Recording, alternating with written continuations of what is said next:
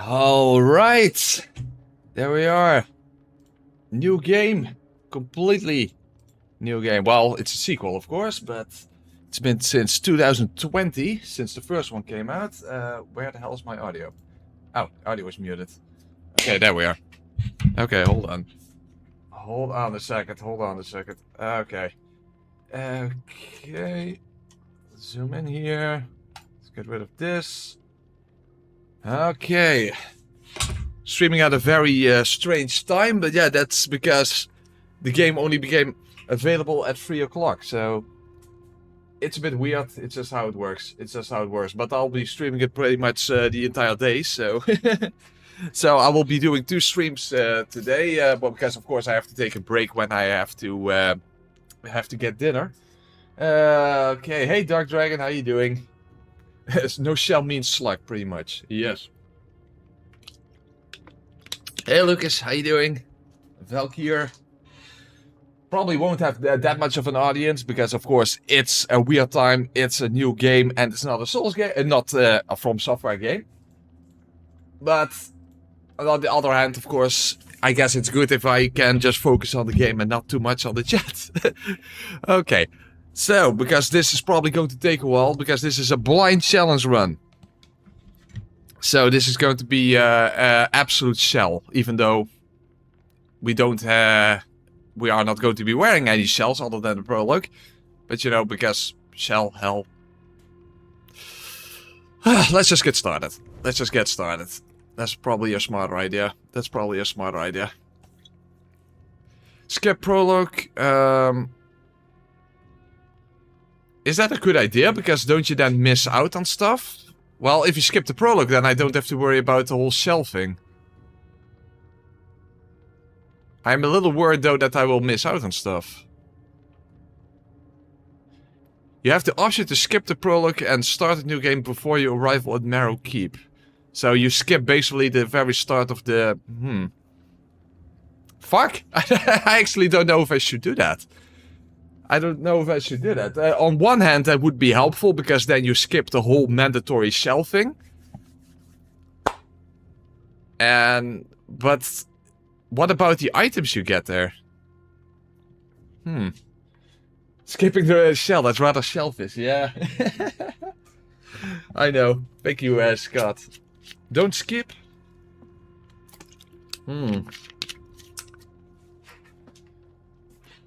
Well, it's not too long, but... What do you guys think? Should I skip or not skip? Lucas says don't skip.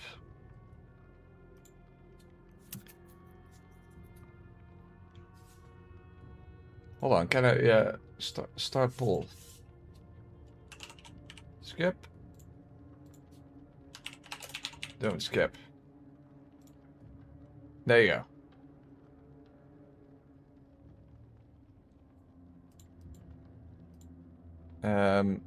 Is it actually doing something?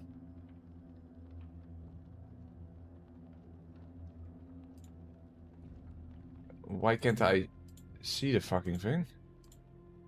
Is it because it zoomed in or something? No, I can't see it. Oh, well, I see only the top half, so... Okay, most people say don't skip. Okay, fair enough, then I won't skip it. Okay, you have the option to... Okay, no. Okay, no skip? Okay, good. No. Fair enough. When the old prisoner broke his bonds, the foundling rose to the sky and became a beacon. That's how the first game ended, so we're not playing as the same character from the first game, even though we look very similar. Quiet for a time. And we have similar abilities. Until the Undermether arrived.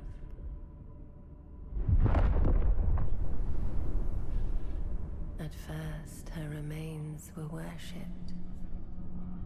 Yet that was not enough. They carved temples from her bones, pilfered the wealth of her womb. But within her helm, a foul passenger fell. So basically, sort of goddess fell from the sky out of nowhere. Until it broke free.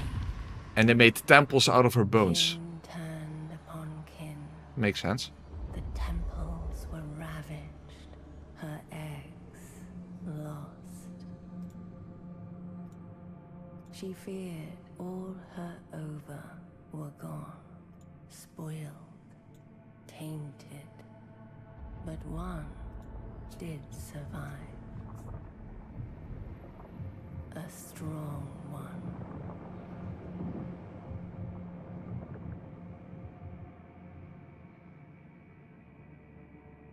One over survived. Excellent.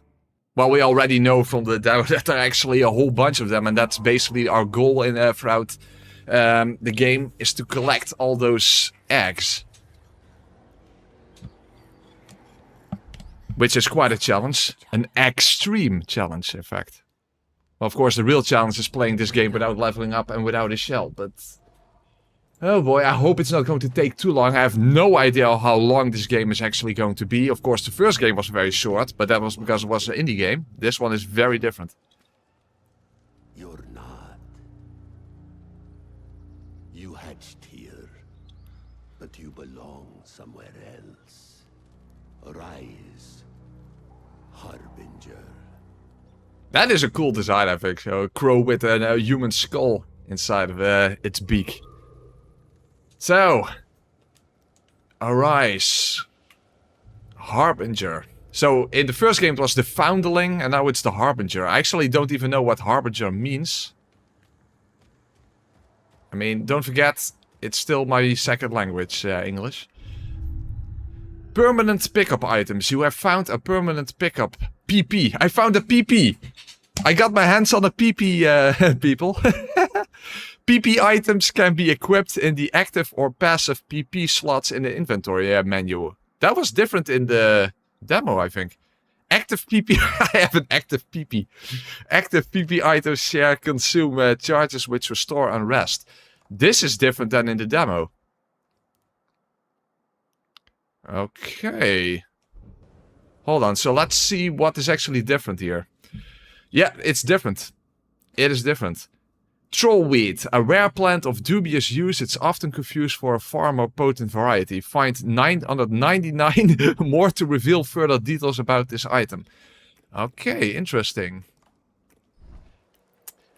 Okay, so that's already a change from the demo, where you basically didn't have any active active items. I don't want to touch PP items.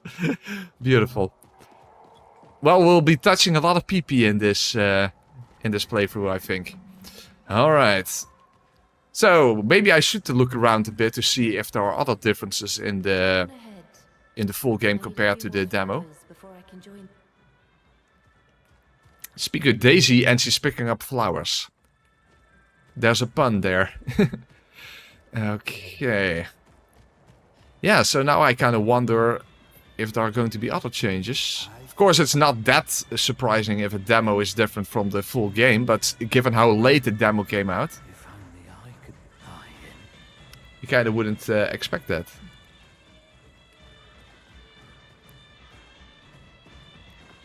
It says sprint with X, but you can also sprint with L3, and I think that's very helpful. That is a very good thing. That's the one thing I wish Souls games had as well. Nevi? Nevi? I want to hurt Nevi because she's annoying with the hey, listen! I mean, that's that's basically what everyone remembers from Nevi. You know, Ocarina of Time. Okay, so even though I'm playing without a shell, over here you are literally required to bond with a cell just to progress the prologue, so I have no other choice. However, if you simply take enough damage, you will lose your shell, so in that sense I can play the prologue without shell as well. And of course, after the prologue you will lose this shell. At least that was in the demo, so I assume it's the same here. Oh, shit, can I check trophies? I can't check trophies without going out of the... Now he's pure. Is there a trophy for beating the game without a shell? With purpose. Your purpose. Like in the first game.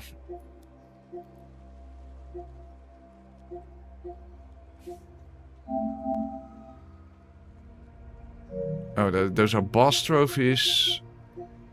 Unlock 2, unlock 1. Stoned.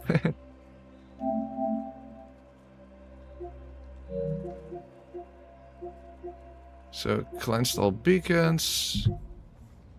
Unlock all shells. Huh. I don't see anything about beating the game without a shell. That's kinda... surprising. Given that that was very much a thing in the first game. You even had 2 versions of it, you know, Obsidian Dark Form. Which I still don't really understand what the real difference was. Oh, no, I don't see it. Hey, really good time. Well, okay, anyway. I'm pretty sure I simply have to unlock the shell here. Because that's a requirement. And you lose it at the end of the prologue, so... there you go.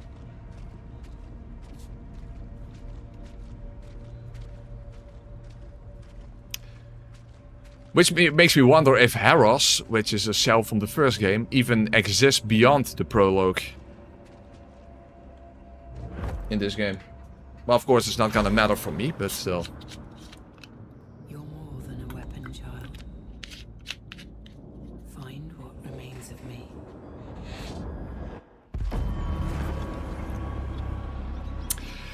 So, in the first game you had sister instead of sister. In this game you have matter instead of mother. What a bunch of motherfuckers. Oh, and by doing that I incidentally killed everyone around me. Turned them to stone, apparently. Well, speaking of turning to stone, in the first game that was very much a main mechanic. In this one, it's kind of an optional one, because you have different seals, and one of the seals is that you can harden.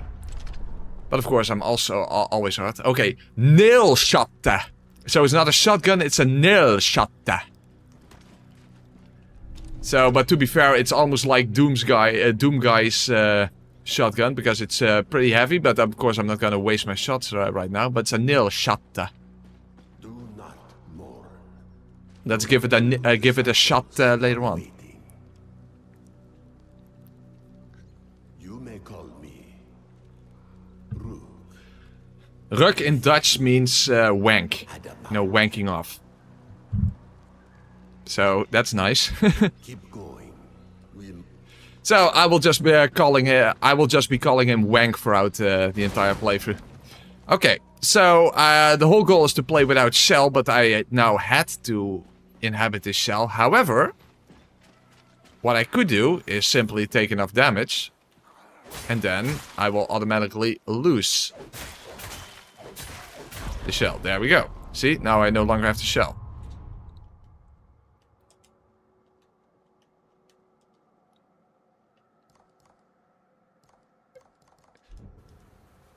Fortunately, you don't die in a single hit like in the first game, because that would make this playthrough kind of impossible on my very first playthrough.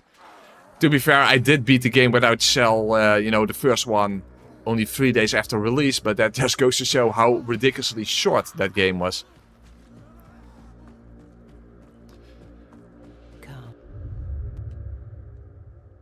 Okay, so this talks about the ranged weapons, which is a pretty cool mechanic, because using melee attacks will actually restore your ranged shots. And that's a pretty cool mechanic, so you're not limited to ammunition. You can basically earn your shots back in that sense.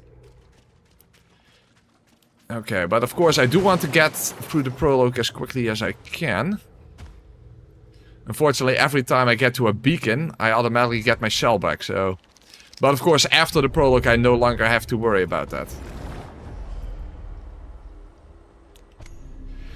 So, another thing is that the bonfires, the beacons in this game, every single beacon has its own mini-dungeon, so to speak. And they are apparently quite important.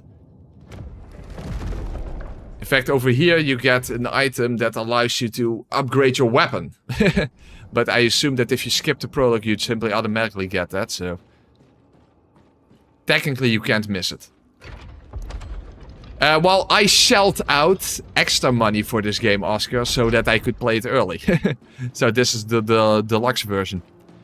The normal version is 50 euros, I believe.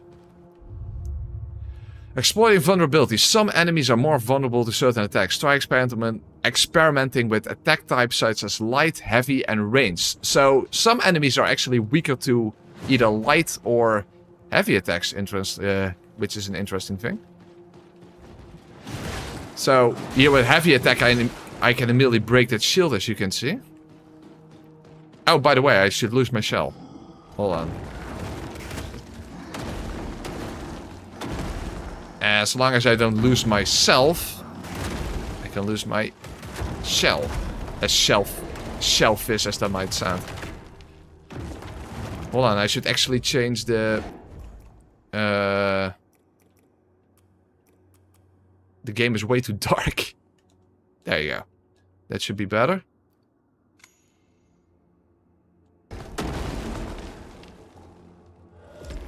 Okay. Break this guy's shield. Oh. I can also do that with the gun, I think. Oh. Oh, whoa, there's another one. I didn't see that. Oh.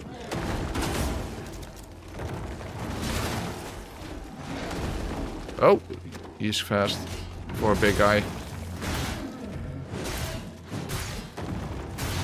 Also, as you notice, there is no stamina bar in this game, which is that's quite a change. That's quite a change. So the game kinda wants you to be aggressive, it seems, because you literally cannot run out of stamina. You do have that other bar above your health, but that's your resolve. So that's basically for all your special attacks, so for your ranged weapon and for your special, all kinds of special abilities that you obtain.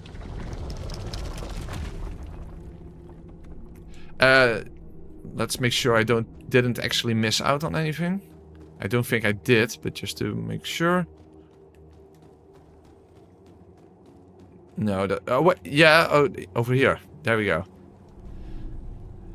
Ventrium, so that's basically the Titanite of this game. There you go. It's okay to lose your shell, but not your PP. Very, very fair point. Wealth cap. Restores 20%. Oh, you can actually... You see, that was not the case in the demo. In the demo, you had no active items that you could equip. But in the final game, you can. So, this is another way to restore health. 20% health over 30 seconds. Slowly reveals health to 20%. Find 9 more to reveal further details about the game. That was also the case in the first game. And not in the demo. Very interesting. Equip is active with L3. Okay, fair enough.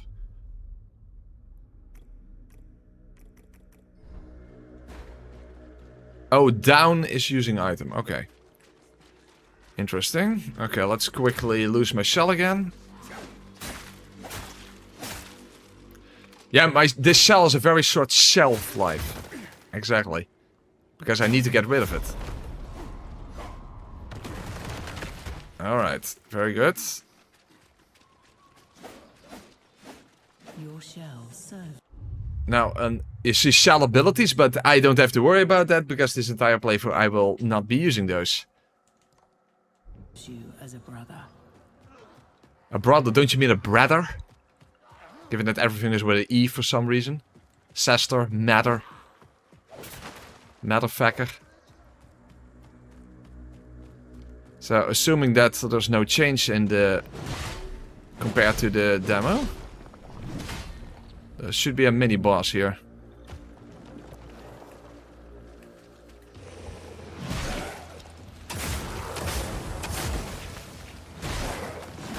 Oh, oh. Move out of the door. Oh, fuckalicious. Don't kill me. They explode. They run and they explode. They're gonna blow up. Oh, what the hell?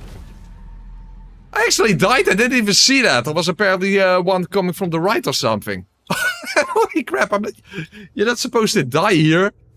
What the hell? I just exploded. I didn't even see what happened. Okay, well that was something.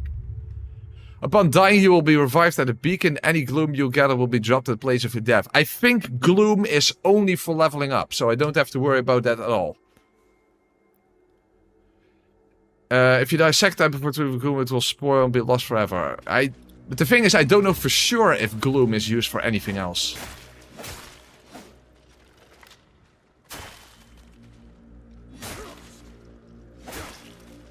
I hope it's only used for leveling up, because then I can completely ignore that mechanic.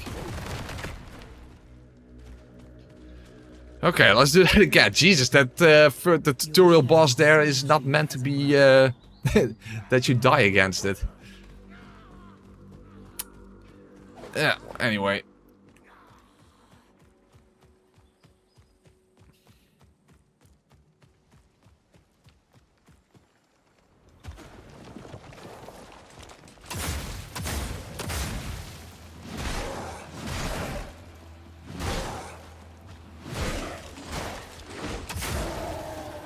Oh, I could actually kill him before the small guys could even show up this time. Okay. Fair enough. Fair enough. Okay, I have my gloom back, but apparently I don't need it for anything. Unless the game says otherwise at some point. No, that's what you need coins for, Turi. The top right corner, you see gloom on the right, and on the left you see coins. Coins are for everything else, so buying items, upgrading weapons, etc. So coins are very important this playthrough. Gloom might not be important at all.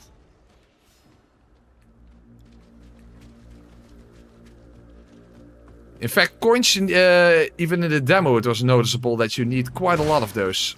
So that's something to not ignore. In fact, you can even find items that you can sell to get a whole bunch of coins.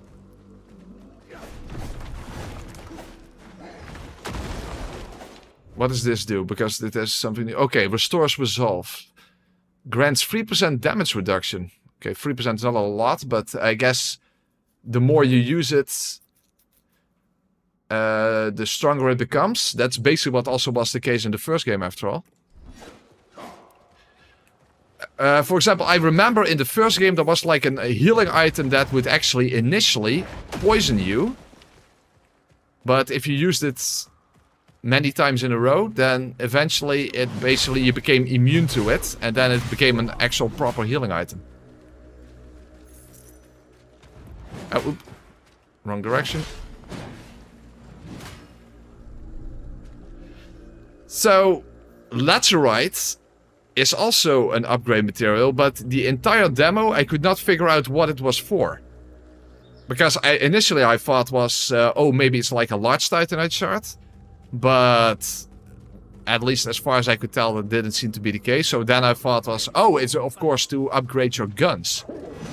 But they also upgrade with the same upgrade material as your weapons. So I don't actually know what that's for. But I assume it is important, so might as well go and collect it. Oh, this just gives gloom, so I might as well ignore that. Oh, whoa, whoa, damn, it's a lot of damage for a simple enemy. Okay.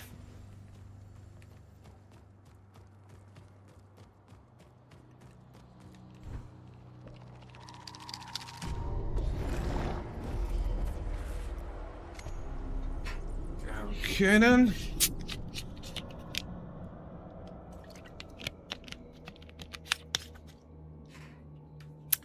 I do hope that it's not going to get tedious that every single beacon has like this mini dungeon thingy. I mean, they are clearly important. In fact, in the demo, you pick up a lot of those eggs that you need for story progression, so they are apparently essential. Okay, just quickly kill me. Or battle set, remove my shell. Again, after the prologue, I no longer have to do this, so that's at least good. It's just that in the prologue, you are required to get the first shell. So I just have no choice.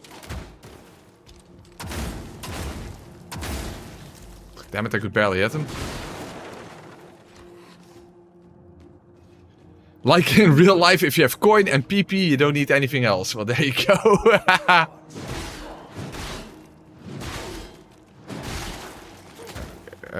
Huh? Where did the other one go? Oh, down the corner. Whoa, whoa, Dark Dragon. Whoa, holy crap. Dark Dragon with a massive donation. Thank you very much. 3 weeks I've been waiting to give you money, for goodness sake. You realize you're not obliged to do that, Dark Dragon. I appreciate it one hell of a lot, of course. One shell of a lot. I really appreciate it, of course. Very, very much so. But it's not like, oh, you have to wait. Thank you so much, Dark Dragon. You are extremely generous. You are extremely generous. I very much appreciate that. You're awesome. Thank you so much. I do hope you make good money. Oh, you can actually deflect those rocks. That's pretty cool. Doesn't build up any stagger, of course, because it's not a melee attack. But still, it's good to know that you can do that.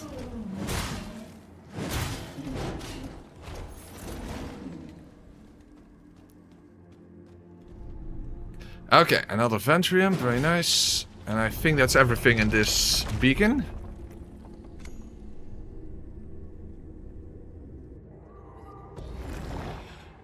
Okay, this is actually something I saw after I beat the demo, because I missed it in the demo. You see, there's an extra area here, and there's apparently a mini-boss that I completely missed out on.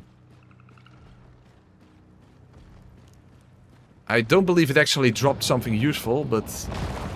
And it's apparently a pretty annoying fight, but okay, first remove my shell, please.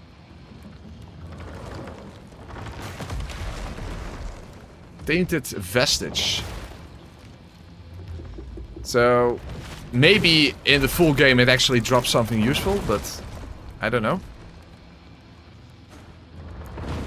Kinda annoying that I don't start with full health, but fair enough.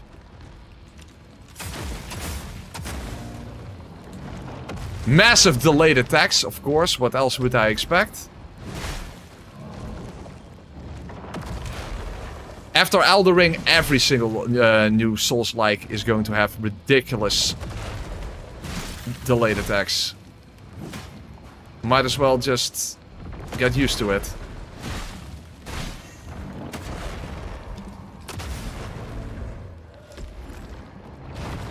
Oh, oh. Comes directly out of the ground.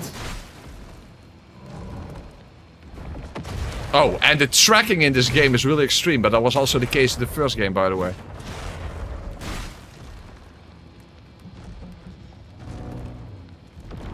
Oh, fuck. Okay, that didn't work out so well. It's probably not even useful, because I think he doesn't drop anything.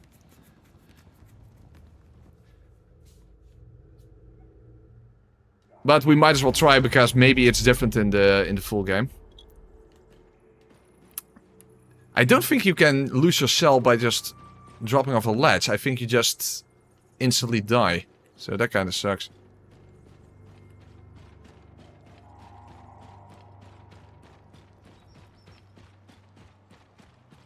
Hey Caleb, how you doing?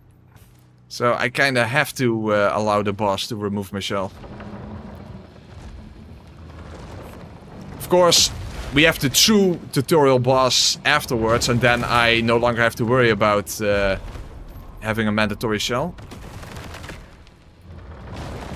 So this is fortunately not going to remain.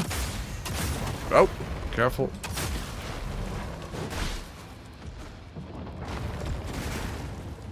Well, fuckalicious! Dude, the hitbox just comes directly out of the ground. Okay. It drops the most important thing, bragging rights. Oh, surely. Surely. Yeah, I think, if I remember correctly, it only drops gloom, so it's not even useful.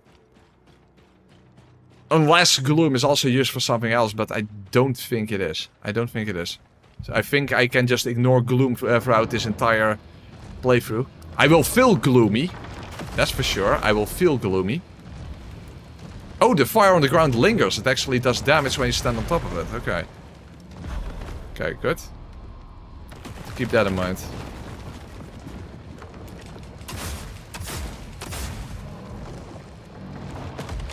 Fuck, the tracking.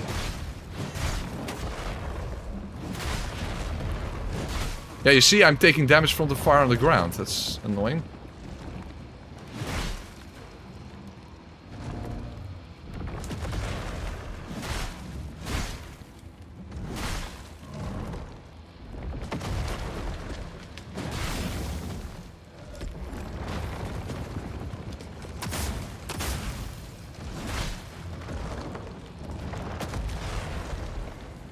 See, I still took damage. Massive damage, in fact. That's kind of dumb.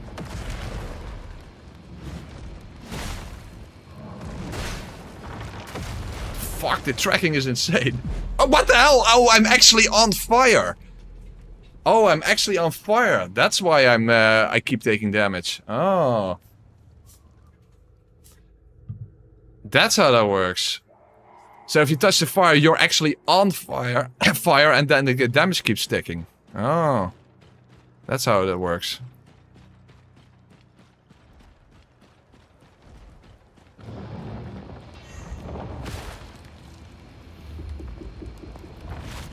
Pretty fucking brutal grab attack. Holy crap. Okay, one more hit to remove my shell, please. Okay, good. As you can see, I have less health already in the shell. Without shell. Of course, every shell has different stats to begin with. That's kind of the whole thing. Yeah, for an early tutorial boss thing, he is pretty annoying. Lingering hitbox. What the hell? I just died from the lingering hitboxes. Delayed attacks, lingering hitboxes. That's in the tutorial. Oh boy, this is not going to bode well for the rest of the playthrough, if you ask me.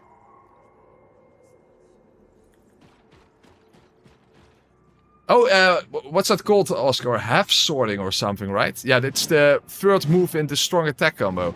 Where he actually grabs the blade and then hits with the back of the sword. And yes, that is an actual technique. I think it's called half sorting or something.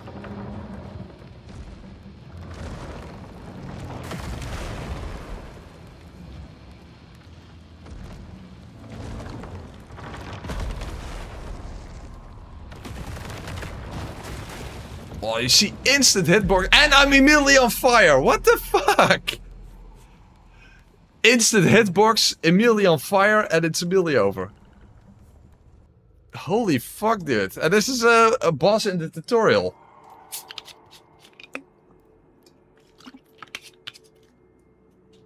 Maybe that's why he's hidden away like that. Well, it's not even that hidden, but I did miss him when I played the demo.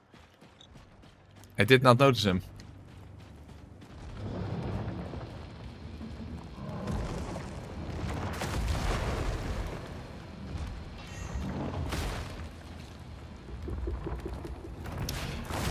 But yeah, I can already tell this is not going to be an easy playthrough. Damn, I lost already so much health.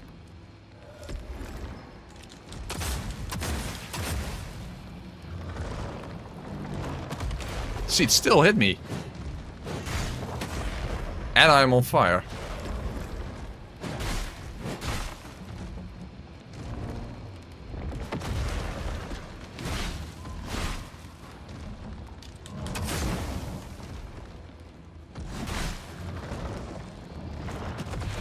Fuck, the tracking is insane.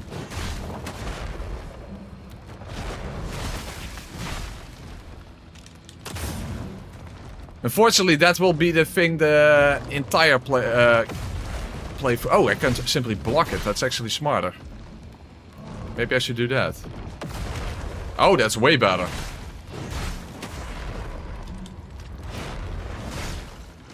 Okay, I should have blocked from the beginning. Oh, burnt effigy. That's not what he dropped in the... Cures burn. Okay, that's the damage you take when you're on fire. Grants 50% burn mitigation for 30%. And just passively, I think it grants... Okay. Pretty good. Oh, you can also equip it as passive. Hold on. Let's equip it as passive. And what does this do? 30%. Okay, might as well... Oh, you can only have one equipped as passive. I don't know what this does. Trollweed. It literally doesn't say. It does nothing? Does nothing? Well, they just had to call it trollweed, right? Understandable. Very much understandable. Okay. Yeah, and other than that, he simply dropped gloom. But what is this? Oh, that's one of those upgrade materials. Okay, so that's actually helpful. Okay, good.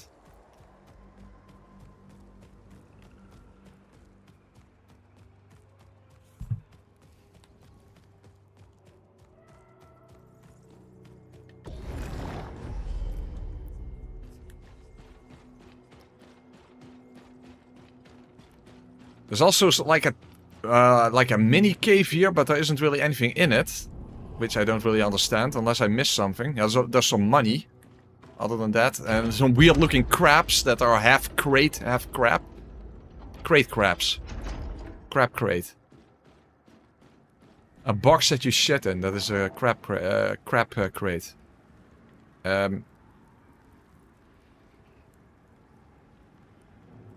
Took some time to reveal itself, but okay. Oh no, it's actually more of a rock, or is it? I don't even know what it's supposed to be, but it's a weird kind of crap thing.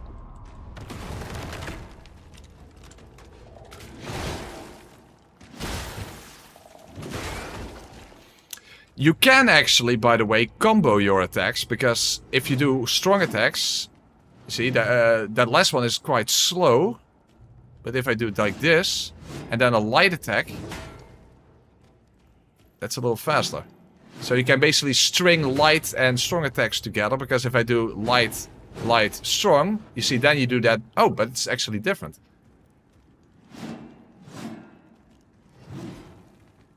Or is it not? No, it's the same. Okay.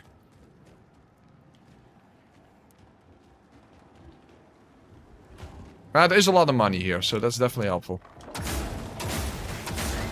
Again, gloom I'm not going to need for anything, but money I am going to need quite... Holy fuck! Wow, that did a lot of damage. Holy fuck.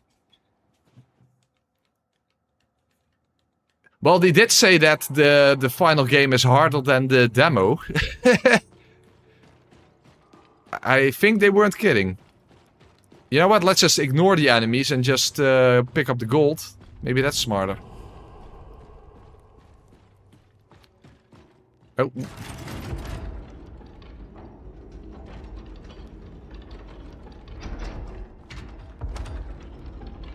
I never heard of Mortal Cell. Should I check it out? Well, the first game was a very small indie game.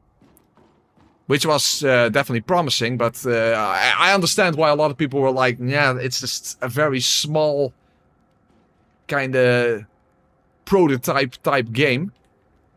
But I saw a lot of potential in it, and I was exactly hoping that they would get a bigger team and a bigger budget to actually make a full-fledged game, and that's exactly what happened, as you can see.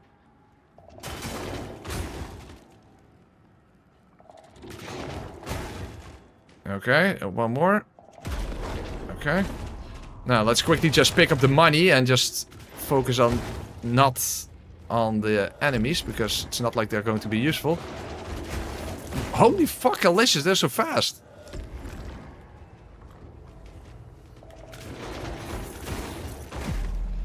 Okay, let's leave the last one. It's not that much money.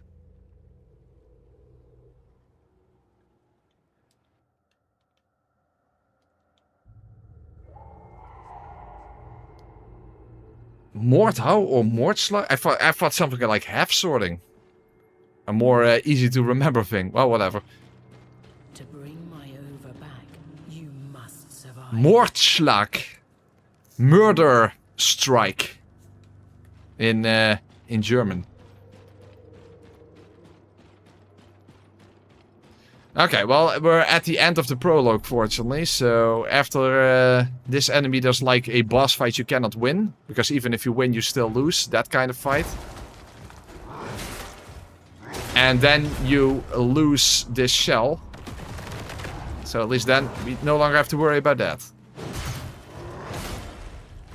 So, you can, Sekiro-style, deflect in this game. In fact, that's one of 4 different types of deflect. Hey, why couldn't I do a critical? That was lame.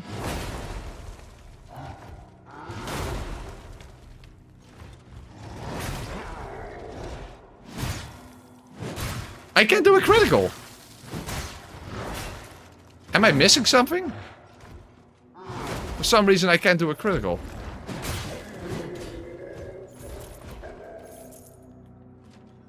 In the demo you could use either R1 or R2, so that's strange.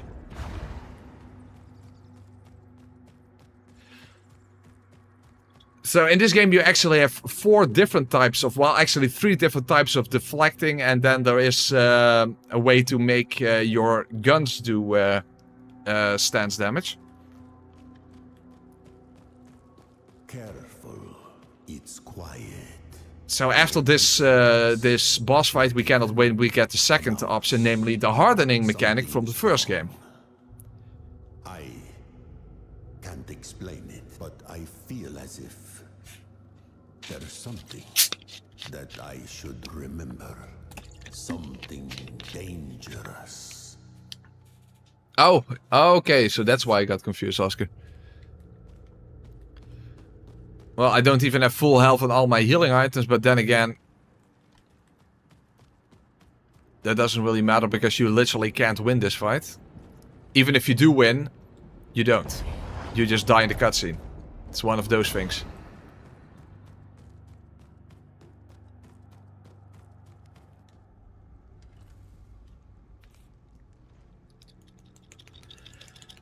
But I can already feel this is going to take a long time to get through the game like this. Fucking hell.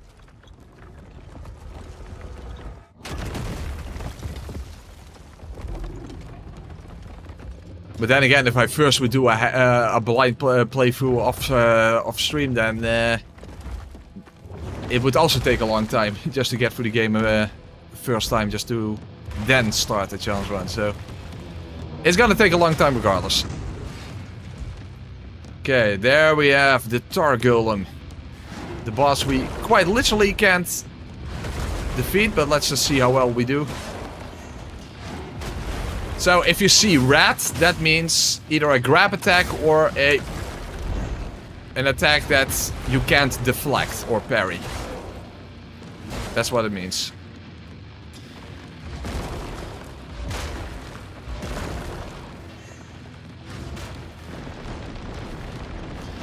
That's the wrong... Oh, whoa, we can immediately turn around. Okay.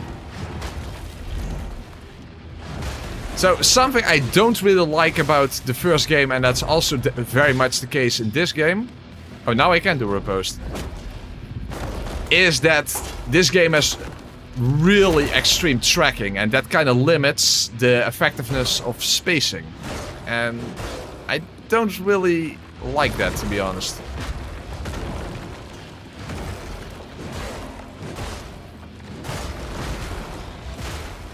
Oh, holy fuck. Ah, I'm burning. I got pretty far. Huh? Hold on, I actually died. What the hell? That's different. They changed up the tutorial. It's no longer an unwinnable fight. Oh. That's weird. Okay, that's different. In the demo, you couldn't win this fight. Okay. Of course, now I have the stupid shell. Oh! Oh, it has something to do... Really? Oh, now I actually... Now I wonder what would happen then if I would have beaten him. Because the whole reason this happened is because I had my shell and I did not have my shell before. Wow, so now I wonder what would have happened if I did win. Would something different have happened? Because the whole thing is you lose your shell, but then your shell itself becomes conscious or whatever and it beats the boss for you. Something like that. So, that makes me wonder if you actually beat him without your shell, would something different happen? Unfortunately, I can't check that out now, but... Huh.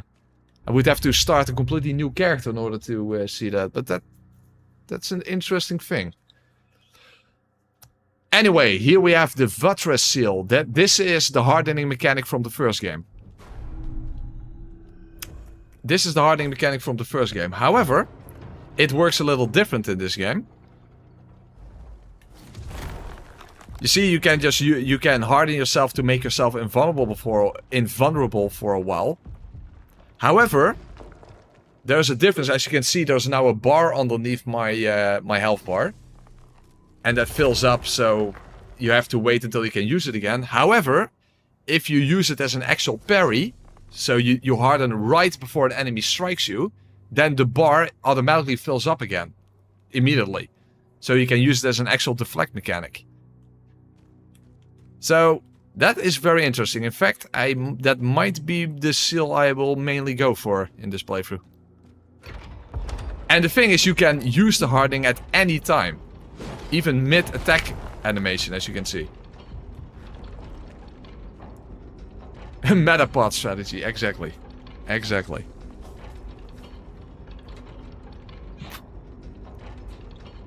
Okay, so at least now I no longer have to worry about first getting rid of my shell every single time, because that would get really tiresome very quickly.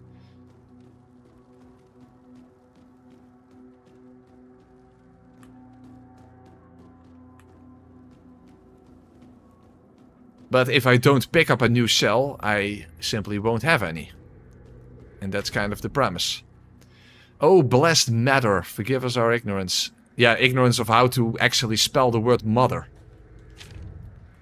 Just like Sester. Who also exists in this game, by the way, Sester Janessa. She's in the hub area. And there we have Wank again. Look, a lone egg on the verge of spoiling. Perhaps the harbinger. Well, you can't make an omelet without breaking a few... Okay, we can't. That's a shame. Well, of course, the whole premise of the game is we have to collect a whole ton of eggs. Or maybe actually that has something to do with different endings. I don't know. In your hands. This game literally came out an hour ago. Napkin.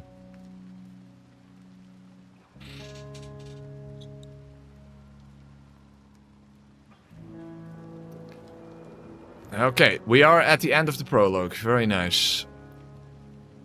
Also something I saw later on. And something I missed when I played the demo. There's actually an item here. Coin of Mammon. Once a symbol can be traded for 500 coins. So there are items valuables you can pick up throughout the game that you can sell for coins. Because again, coins are going to be very important. The other one, the equivalent of souls. What was it again? Gloom? Yeah, Gloom. That's not going to be important at all. Unless the game actually shows us that it can be used for something else than leveling up.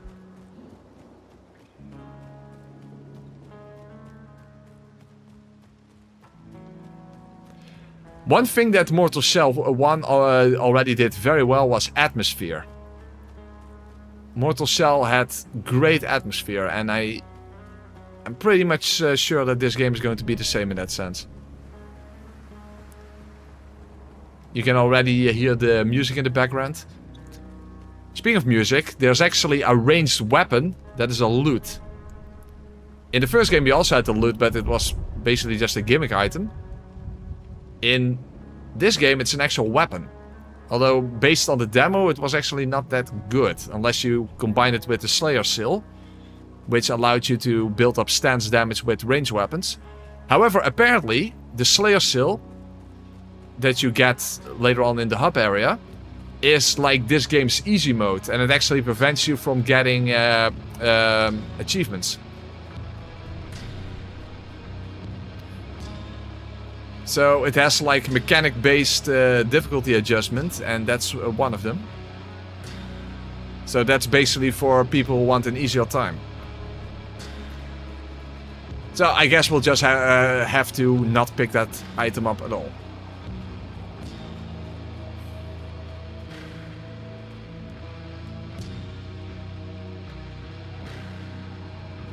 It almost looks like the beak of a giant bird or something. What the hell am I even looking at? Well, they said they built temples out of bone, so... Is this like bone from the motherfucker?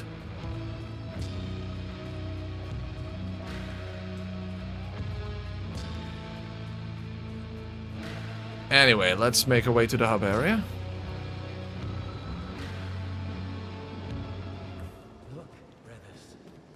Brothers. I've heard of brethren before, but brothers?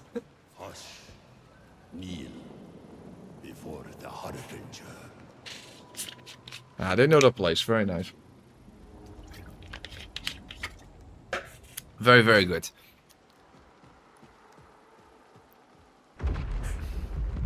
Okay, let's place the egg. For allowing us to safekeep this sacred egg. We are your humble disciples, Harbinger. Okay. Home at last. I know what you are. That is not the level up waifu. She's the shell waifu. She's the shell waifu. This gone, So unfortunately, we kind of have to ignore her the entire playthrough. forgotten. There are others like him So this is the whole mechanic that the game is based around. for your The shells. Because basically in this game you don't have stats, you have shells, which are basically dead people that you can inhabit, and all of them have different abilities, different stats. Especially, but more importantly, they have different special attacks and that kind of stuff. Unfortunately, of course, the whole premise is we're not going to be bonding with any shell. Which still surprises me that there doesn't seem to be a trophy associated with that, given the fact that that was a whole thing with the first game.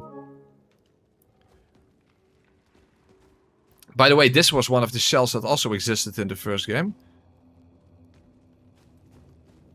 This is probably a new one.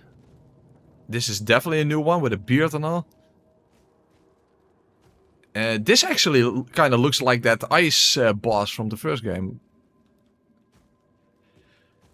Does she have anything else? Probably not. I am Zarel, the Shellkeeper, though I have none to speak of. And you're not going to get any, unfortunately, lady. Because that's the whole premise of the playthrough.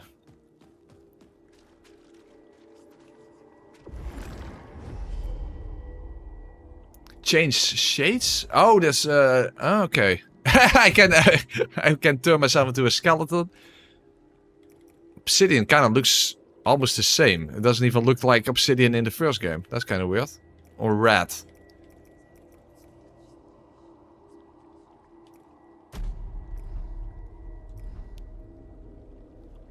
I can hardly even tell the difference. It depends on the lighting, I guess. Because that was the thing in the first game. You have the obsidian dark form, which I still don't really understand what the difference was that with being an obsidian dark form and just not having a shell equipped. I think the thing was if you turn into obsidian dark form, you can't acquire any shells anymore or something. I don't know. Regardless, do the NPCs actually do something? The Marrow Keep is your home now. When you're I too helped recover Renovum once. That is how I earned my post here. I am sorry for boasting. If you wish to punish me, I understand. I almost I was almost tempted to actually hit him, but given the fact that you can't unequip your weapon, I maybe shouldn't do that. Perhaps you might speak with the High Sister.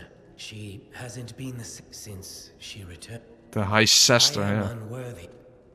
Yeah, you're definitely unworthy. And I can say that because, hey, it's called a disciple. You're supposed to diss them. You're supposed to diss them.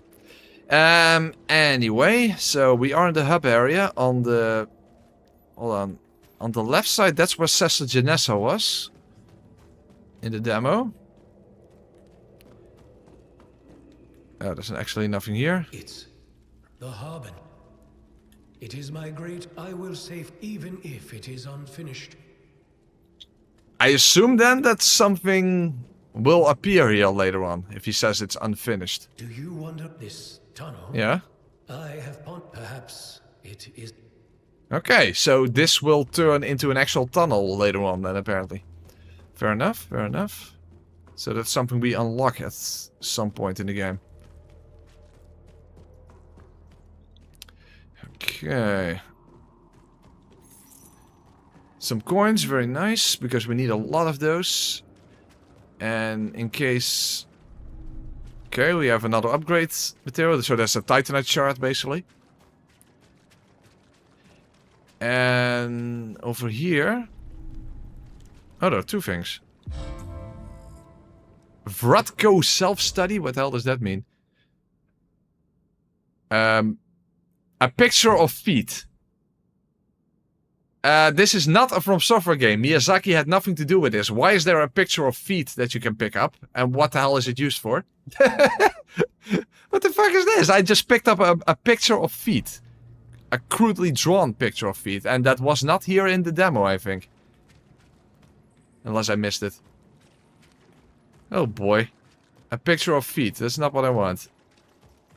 We're paying homage. Yeah, I guess homage. Yeah.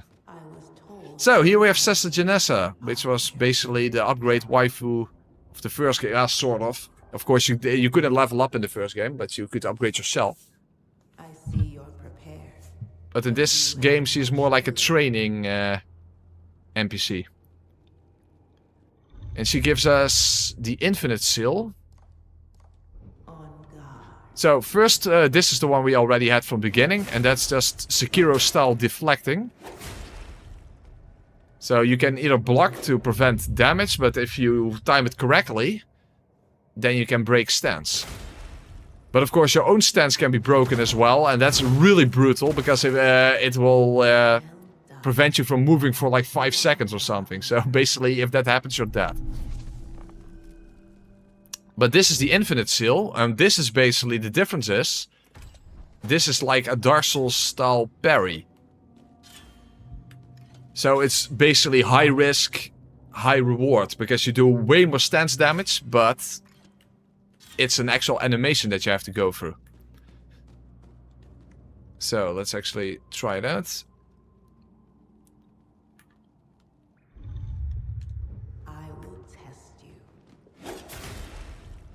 You see, it fills up the entire bar almost immediately. So that's the difference.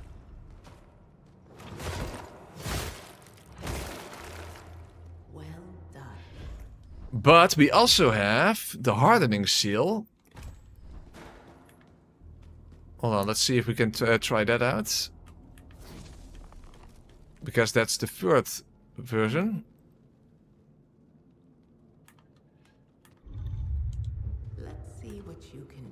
Okay, so if I just... huh? Ah, fuck. You don't have an specifically for that seal, but... Hold on, let me just equip it. Oh, hold on. Ooh.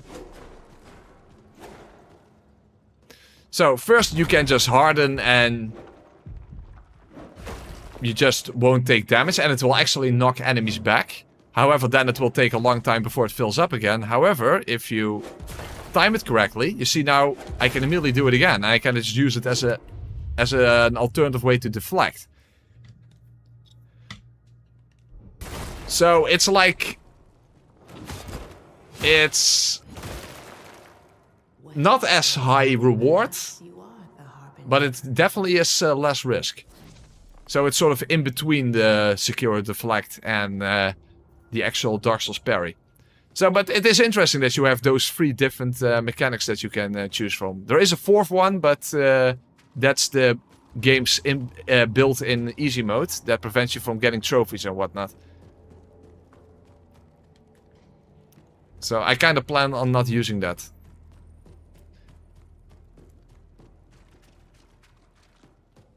Oh, speaking of feet, here's the guy that actually wants to wash your feet.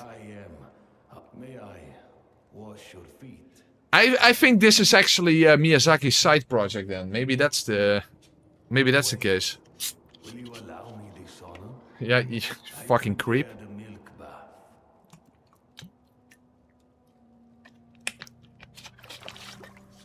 Well, at least they censored the feet washing, so at least that's a good thing. Who came before you was not so kind. He's dead now. I hope. So someone else did not allow this guy to wash their feet, and he actually wishes death upon them. This game was influenced by Miyazaki. There's no other way. So you would think this is the guy you would have to give that drawing to, but apparently not. These are So what the hell is that drawing for? Yeah, Vrotko self-study. This guy is Vrotko. Vrotko. But evidently I cannot give that drawing to him, so what the hell is it used for? No idea. Anyway. This is going to be very important. This is basically the blacksmith. What's this? A piece of her. This part. There is something that worries me though.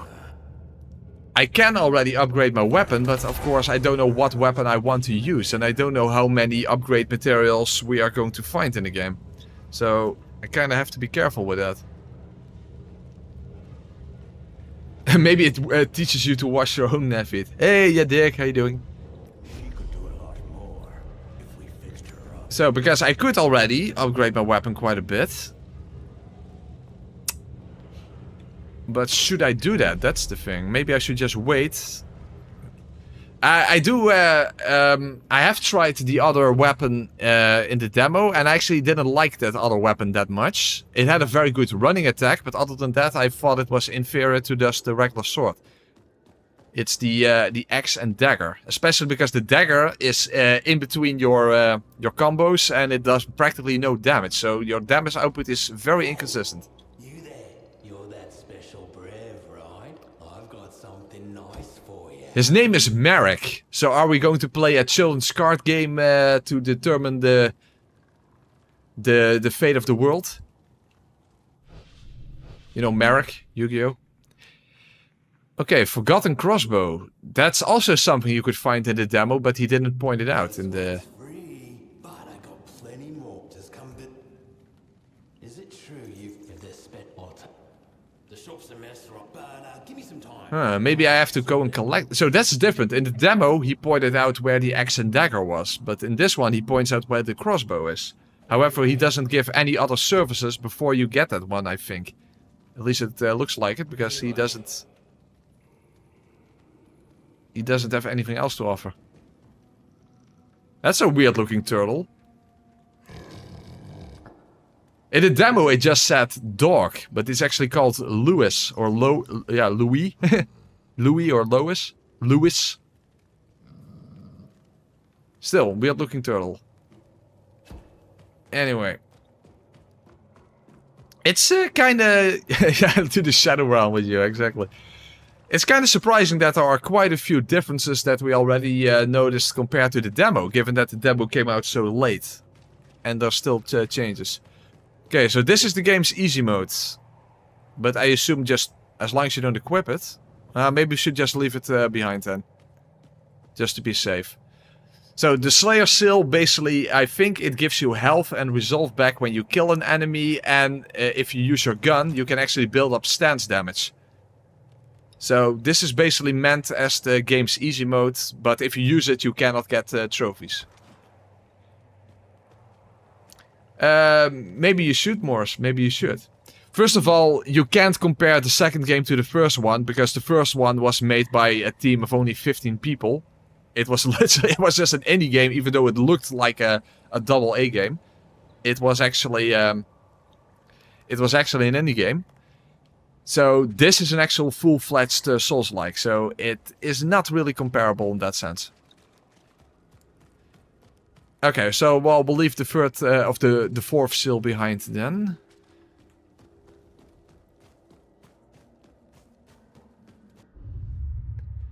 So, the blessed matter's over. Her eggs have been stolen. Your disciples have already managed to recover 2 ova and you have successfully delivered 1.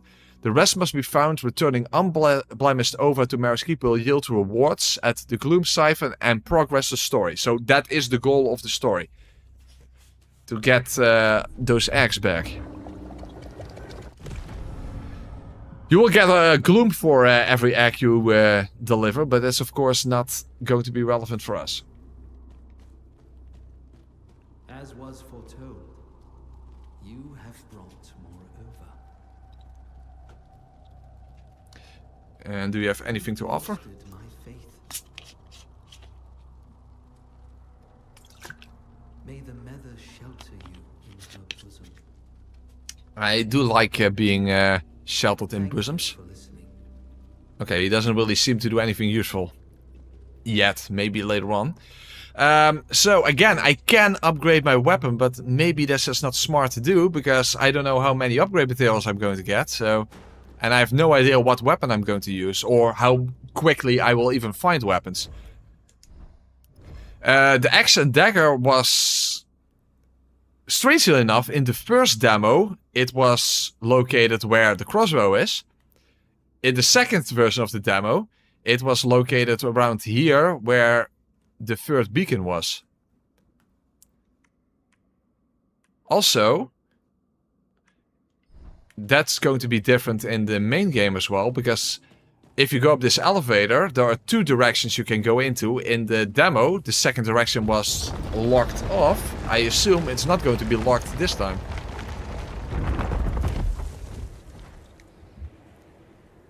It is locked. Okay. Oh, hold cleanse corruption? Oh, so you can simply unlock it, but given the fact that it was locked, I assume that kind of indicates you have to go there later. Well, I assume it's just smarter to first go to the demo area, because I assume that's the lowest scaling part of the game. Of course, Wank is back. Come far. Look. Far? I'm not even halfway through the demo. Don't worry. You'll get used to it. Now go. More eggs. We must. So, even though we can already go to the other direction, I think it's smarter to go here first. The developers, by the way, said that there is a way to unlock fast travel. So fortunately, this whole mechanic of launching yourself across the map is not something that you have to put up with for the entire playthrough. And that's a good thing, because when I played the demo, I immediately was like, holy crap, this looks cool initially, but this is going to be very tedious if you constantly have to go back to the hub area just to travel to beacons this way. I am fire. I am death. Beautiful. Okay, so this one is already cleansed from the beginning. But you can still enter it. I don't remember what you actually get from here. Yeah, washing someone's feet is a sign of respect in certain cultures. That is true. Fortunately not in our culture, because I wouldn't want to wash anyone's feet. Now, glimpses, that's something we don't need. The glimpses are to upgrade shells. So we don't actually need that. Would be nice if you could sell them, but I don't think you can.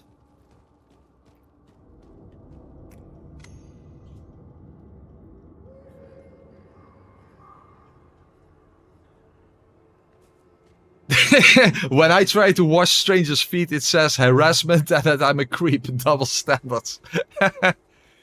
Yeah, that's one way of looking at it. Okay, so we have a mini boss here that actually drops a bleed infusion or something. Well, actually, it's more like a permanent buff that you can that you use resolve for in order to apply bleed to your weapon. Oh, and there is a trap on the ground. Those were the bane of my existence when I did a no shell playthrough in the first game, because in the first game, without shell, you would die in a single hit. So even standing on a trap like that, would instantly kill you, and they are very difficult to see. Oh, if you hit them, they actually activate. Okay, interesting. Okay, let's deal with this mini boss. Unfortunately, I did not upgrade my weapon purposefully, so my damage output will not be the greatest. But if I time my hardening correctly,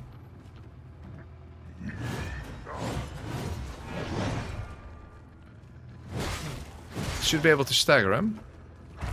Oh, nice fake out. When I hit him with harden, then he doesn't really flinch like he did in the demo. I think they actually mentioned that, the developers, that they made enemies less flinchable compared to the demo.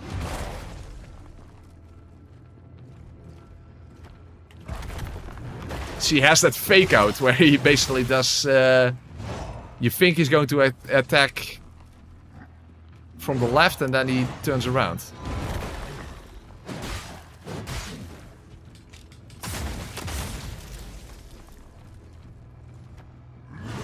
Oh, now he didn't do it. Okay, shit. Fuckalicious. Okay. One more and I have a stagger. Shit.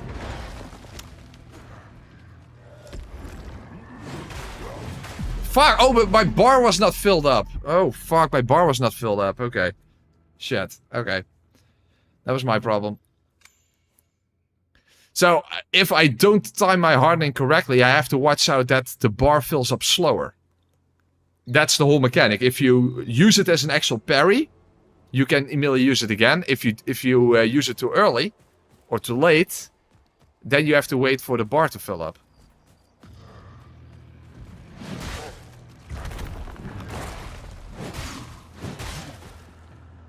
See, because the bar is now still filling up, so okay.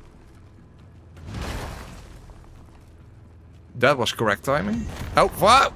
Does not work against grab attacks. Hold on.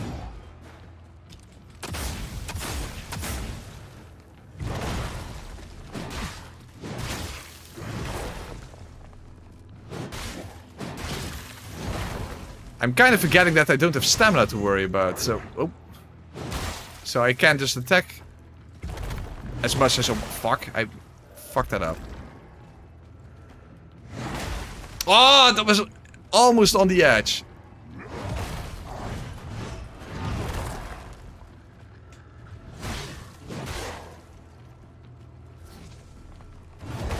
Okay, now I have him. Shoot him in the balls.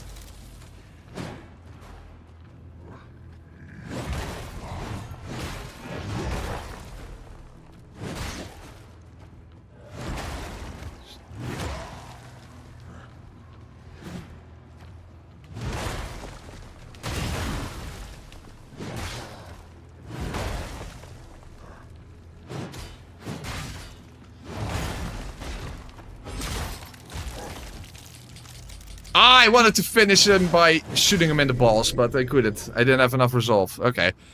Anyway, there we have the Arbiter's Prize, which is one of the tar stones, which is basically the equivalent of rings, like in a Souls game. But you have a whole bunch of them. And this one is basically a bleed buff. Unfortunately, it requires resolve to use it, and you kind of want to keep your resolve for your gun. But yeah, you can't. You kind of have to make choices in that sense. Also, you can't use it on every weapon. You can see there are 1, 2, 3, 4. There are 8 weapons in the game, but only 3 of the weapons can actually are compatible with this particular tar stone. Let's see if we can actually determine what the weapons are. On the very right side, there's a big axe. After that, that looks like dual blades. That looks like a big hammer or mace or something like that. The middle one, that looks like a scythe. I think that's a great sword. Maybe the third one there is a spear. And then you have the hammer and... you know, the hammer and dagger that also was present in the demo. Anyway, we might as well equip it. But you can only use this on the axe, the regular sword here, and the scythe. Okay, another burnt effigy, and actually don't even need that. And this here, Reverend Gland, that is basically an Estus shard. So that's very important. And you have another item that is basically just to make your healing item more effective.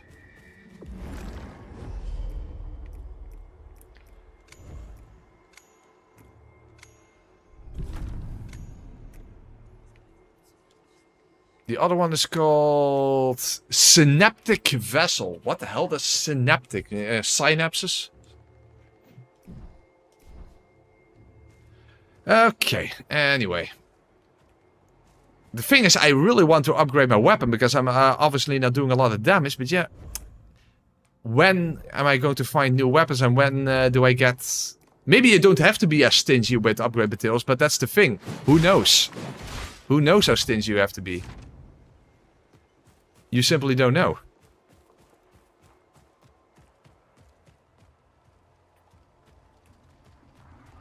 Yeah, there's some sort of a trial thing.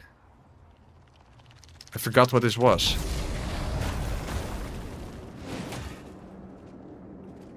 Oh, very limited area. I forgot what you got from this.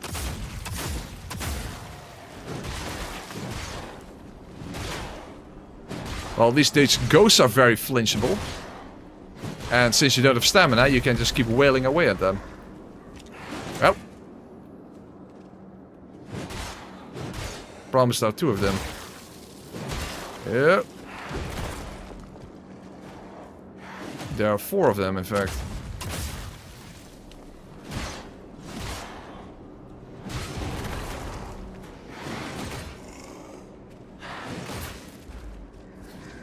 I guess the hardening effect is kind of helpful when you fight groups, but maybe I have to experiment a little bit with what seal I like best. Of course, you can simply equip different seals at different times. It's not like you're bound to one specific seal. Oh, ooh, fuck. Okay, let's hit both of them at the same time. Very nice. Again, there's no stamina in this game. You can just keep attacking. Okay, so what do we get from this? Retribution Stone.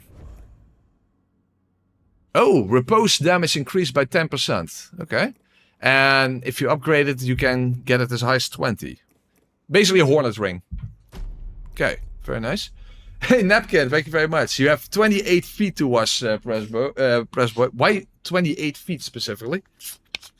Why not 0? Would kinda appreciate 0. I wish we could turn feet washing for likes into a chat meme. Oh, no. Please don't. It's not necessary. It's not necessary.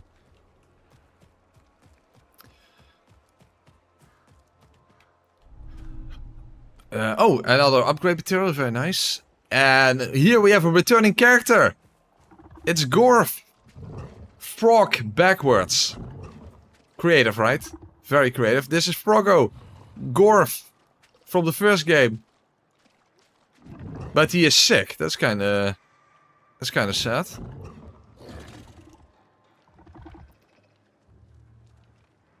Okay, I'm going to give that. Why not? We're going to help our frog friend. Gorf the goat, even though he's a frog.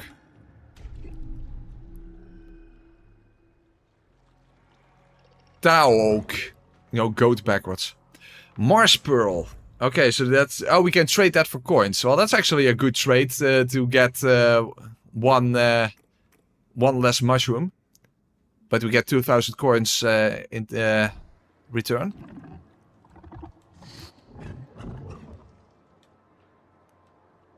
So I assume we'll have to repeatedly return to him for basically to do his quest, whatever that would exactly turn out to be.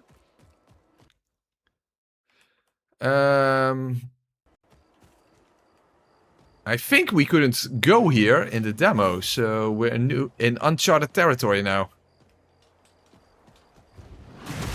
Oh fuck, ooh, I have to be careful.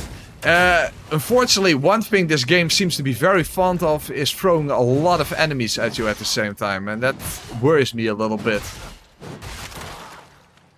I don't really enjoy Dark Souls 2 type ganks, but I think we can unfortunately expect to see quite a bit of that. Oh, audio desync. Okay, thank you for letting me know. Hold on. Let me fix that.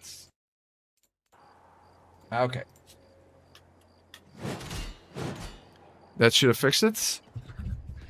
Yeah, we couldn't go here in the demo. Oh, wait, hello. This was locked off.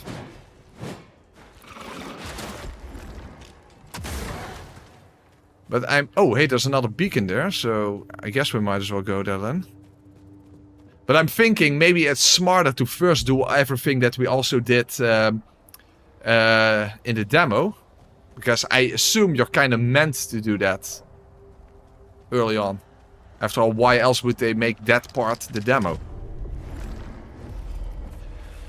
Okay, cleanse beacon, which also apparently unlocks that item on the right side there. Since that is locked off.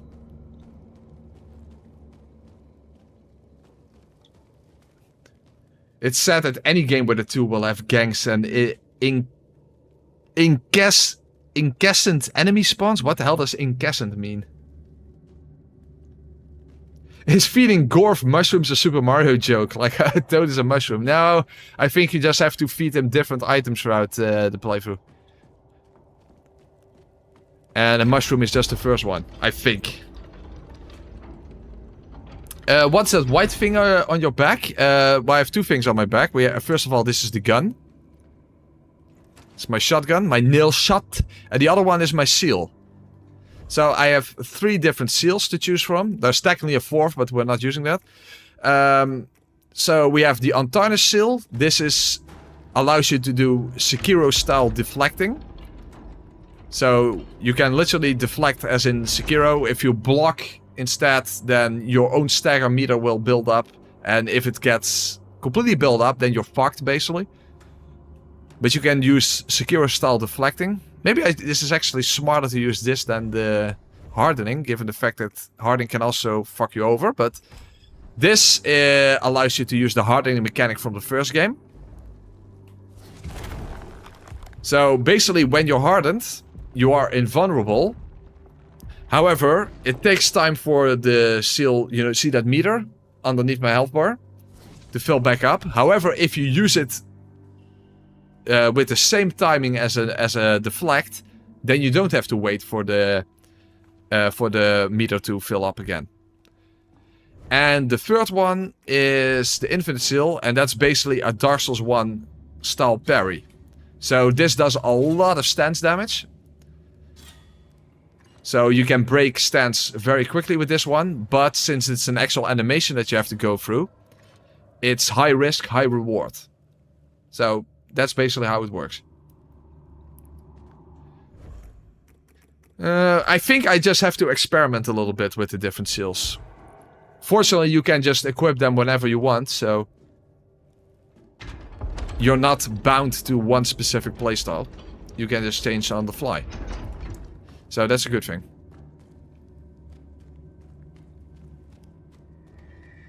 Must-worn tomb. Oh, whoa. Well, you must not do that. Okay, so those urns explode. Well, I guess the developer... I guess the developers earned that death. Or that kill, I should say. I did not earn that, but the developers earned that. Okay, those urns explode. Fuck, delicious. Well, that's nice.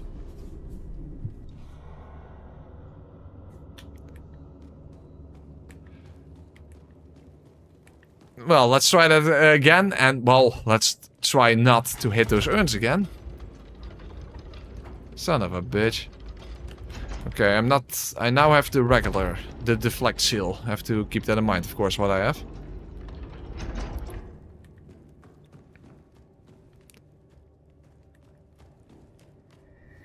Okay, so not attack those things. And unfortunately, since our enemy's around, I have to make sure I don't get accidentally killed by them either. Again, we are now in actual...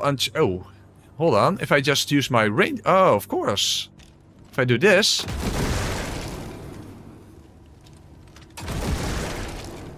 Because now I should have access to that thing over there. Because those pillars... They drop good stuff, specifically upgrade materials. Very nice. And you could, of course, use it against enemies. That's also true. Of course, these barrels look normal. Yeah, they don't explode. Thought as much. But over there, they do.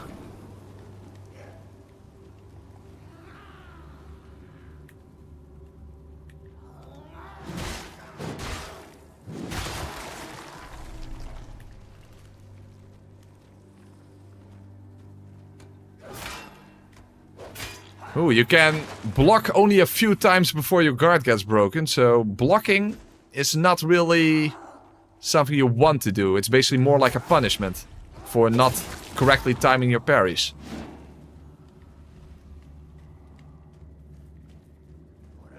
Well, it does go down relatively quickly at least. Hold on, let's try it again. How long does it take to go down? It can be useful in a sense. I mean, it's almost similar actually to the how long it takes for the hardening to go down. To build up again. The meter.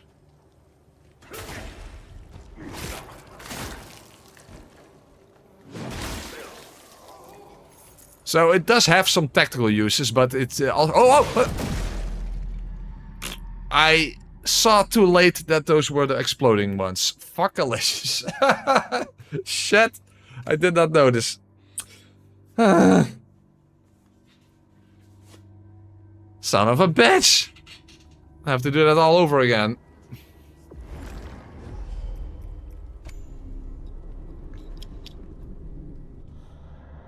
Well, those urns have a tactical use, but that's not one of them.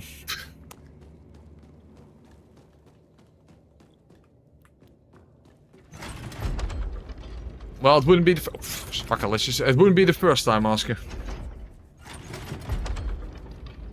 Oh, huh? What the fuck? Come on, elevator. I just want to... Hold on, is there fall damage in this game? A little bit. Not so bad.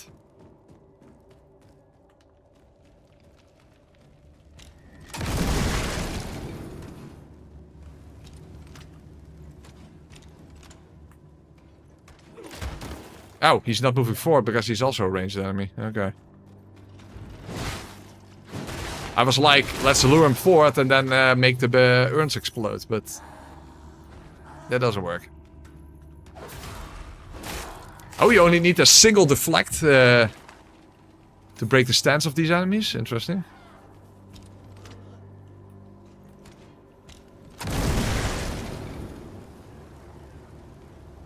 Green flames. I wonder what that actually... If that's something specific. Well, I die immediately, so I guess it doesn't matter.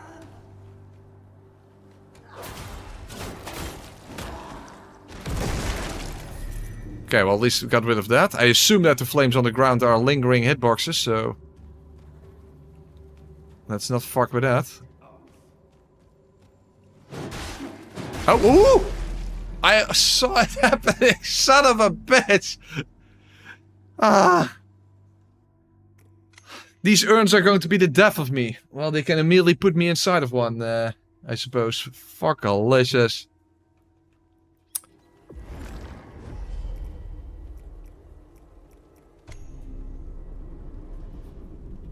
I'm an hour and 40 minutes in, well, actually an hour and a half into this playthrough, and I've died how many times already? This is not boding well for the rest of the playthrough, if you ask me.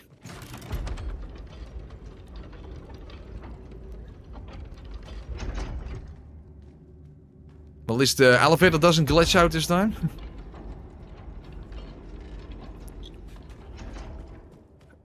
Okay, now let's really be careful and really watch out for all the urns. Let's not move forward unless all the urns in front of me are gone. Fuck, I want to aim at... This is annoying. I want to aim at the urns, but I can't. Because I literally automatically locked onto the enemy. And I can't free aim. That's weird. Can you put that off in the menu? Because that would be a little annoying. Maybe you can? Oh, enable free aiming. Okay, there you go. That sounds beneficial. Unfortunately, now you can't lock on at all. So it's either or. That's kind of shitty. Oh, you can. If you simply lock on like you normally would. Okay.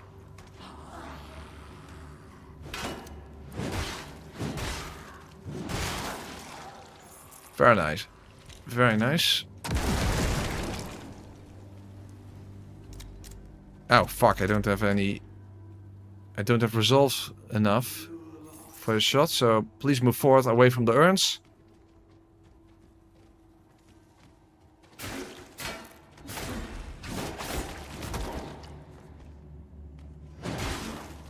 What the hell did I just stab him with? Because I stabbed with my left hand, but I'm not holding anything in my left hand. That was weird.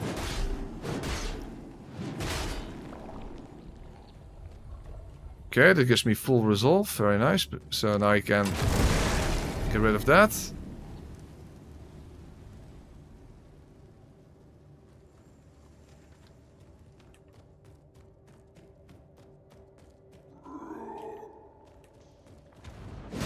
By the way, backstabs don't... Oh, he has more health and doesn't stun.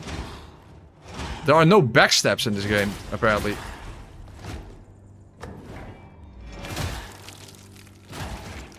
But the repos are very brutal, as you can see.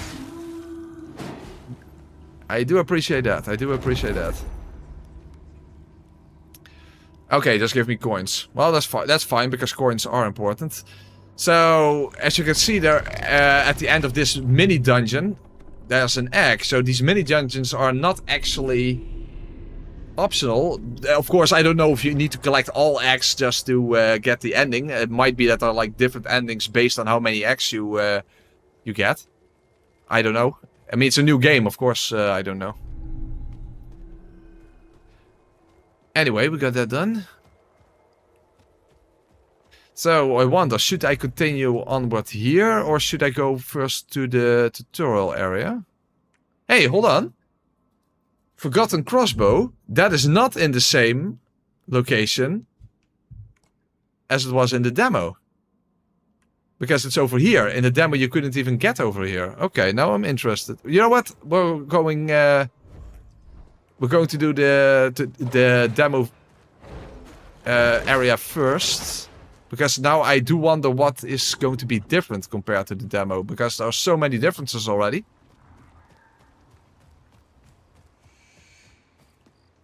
Oh, hey. More mushrooms. Very nice.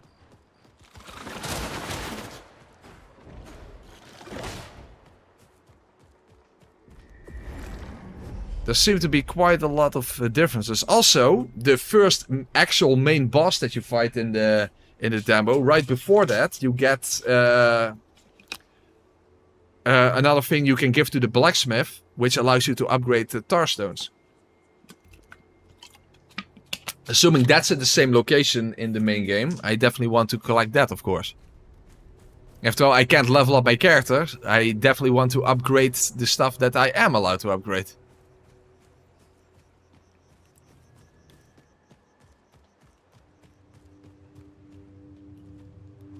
Was that item also there in the demo? Because I don't remember it. Might have simply just missed it. Okay, burnt effigy.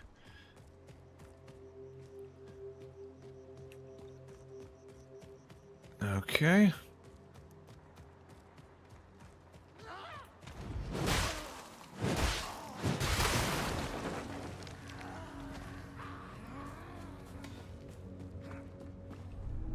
I completely forgot what was down here, to be honest.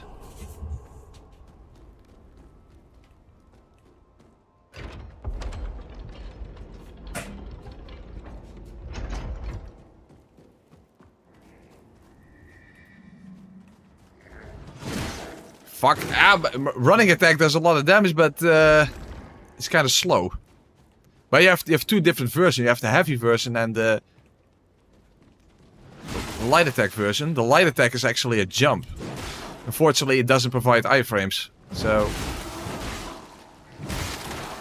it's still risky to use.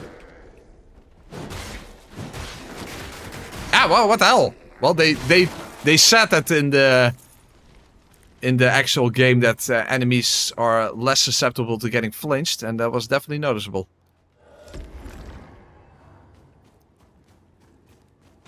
See, that's the jump attack. That's if you do a running running R1.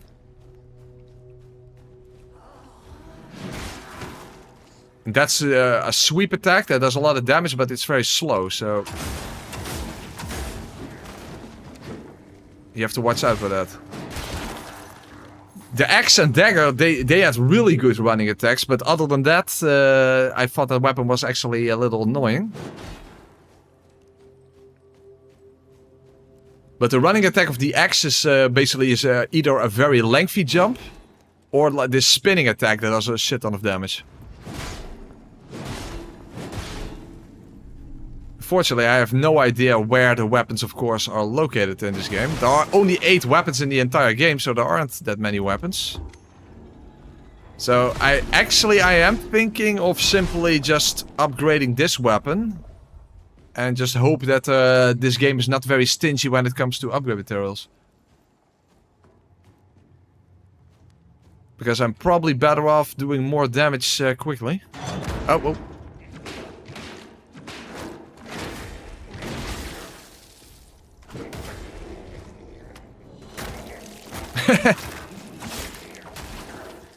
I'm smashing him in his face with his own upper I mean, not upper lip, his lower lip.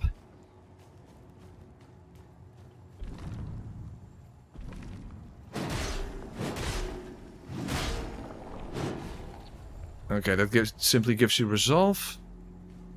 But what actually... Oh, of course.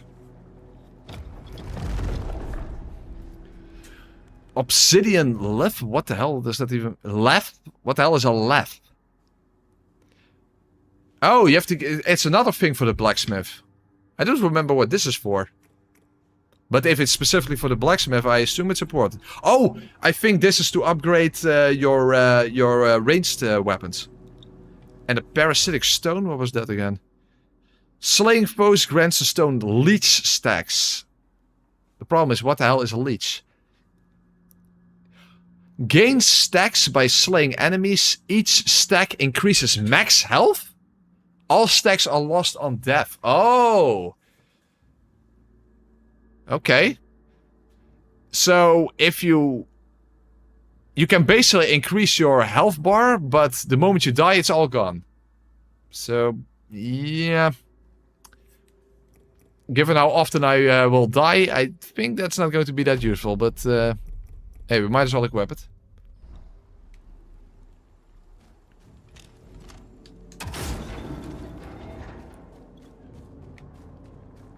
Okay, well, at least we got the stuff for the blacksmith, so that's good. I think it was for ranged weapons, but I don't remember. I just don't remember.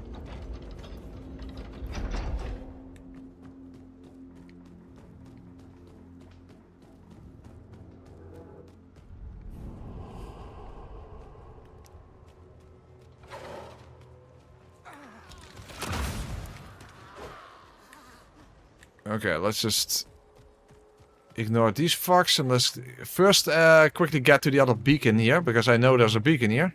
Unless they change that in the main game, but I doubt it. Is there a Souls-like outside of Mortal Souls you compare this game to?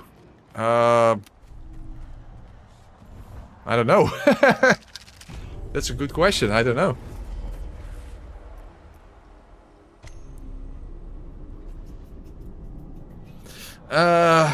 Another thing I'm thinking is, if I actually go and get that crossbow, then maybe the other guy will guide me to a new another weapon.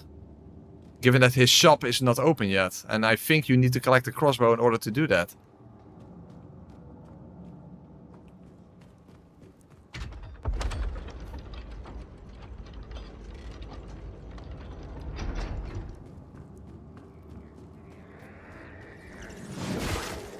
Fuck, the running attack is way too slow. I constantly get hit when I try to use that.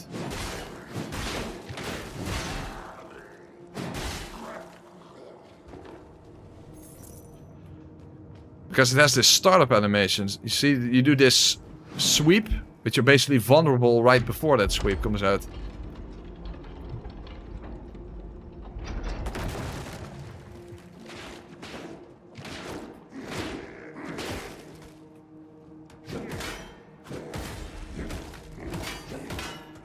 Wow, I'm deflecting so poorly. That's better.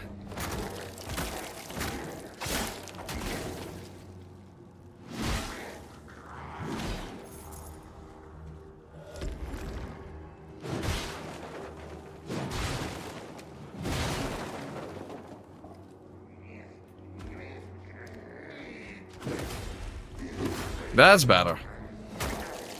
I need to practice my deflect timings. That is a very powerful mechanic after all. Oh, oh. Yeah, fuck, delicious.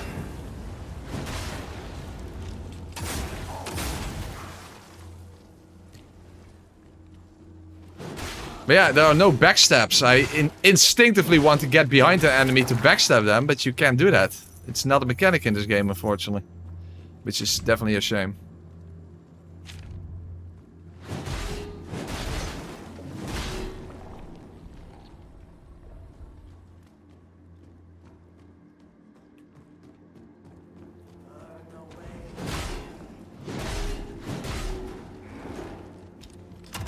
Oh, fuck, I missed.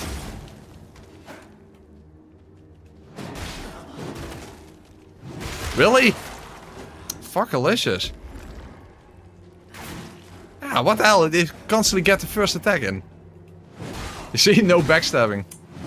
Yeah.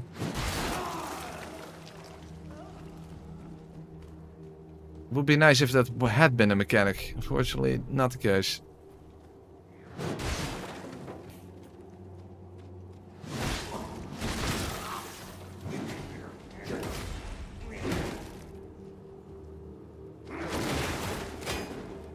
Fuck, trying to deflect just gets me killed this way.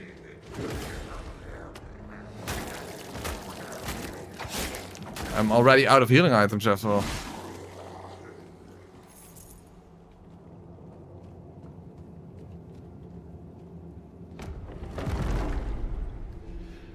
Amber Seed Stone, what was that again? Consume 20 results to infuse your sidearm with burn. So you can basically add fire damage to your gun. Okay. Unfortunately, you have to use resolve, and that's already what you use for shots. So your resolve bar does literally everything.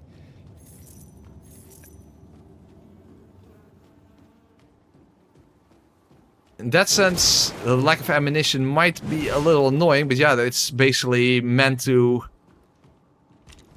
make you value your resolve and make tactical use of what exactly you want to spend it on.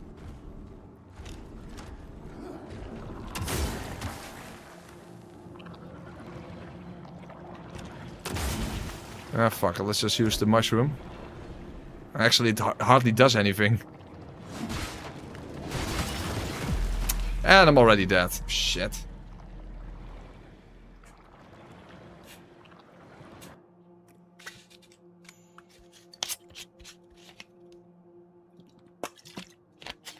And I didn't make it to the end because that's where you get the other oven. Shit.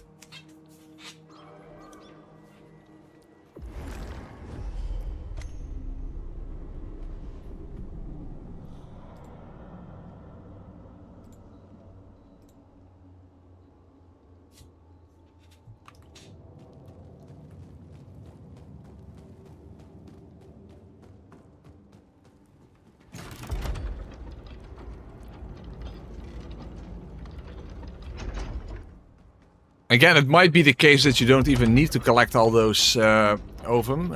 In fact, after the first main boss in the demo, you got like a special one. I guess only those are mandatory, and I guess it has something to do with what ending you get. Or something. I don't know, I'm just guessing.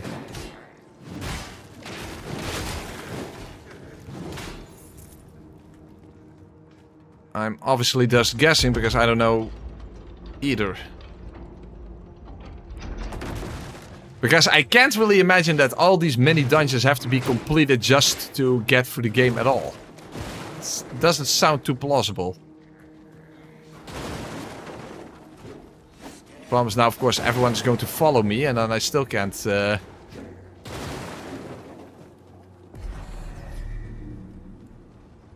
Yeah, maybe not. Looks like they're staying behind.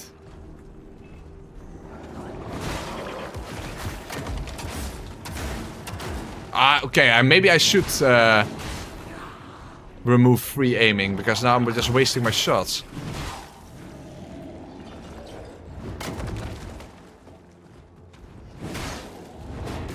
Oh, really? Fuck! Well, at least I can make my way all the way to the end of this part without all the enemies following me. So that's something. But yeah, this game is a really big fan of throwing a lot of enemies at you at the same time, which I'm not a big fan of.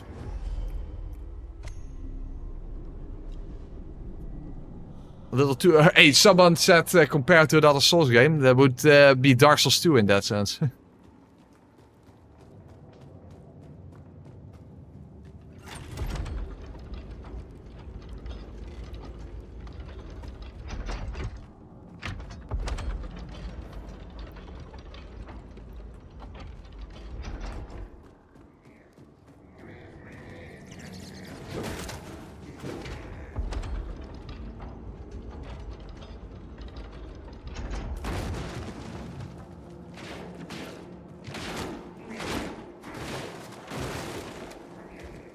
Okay, keep moving.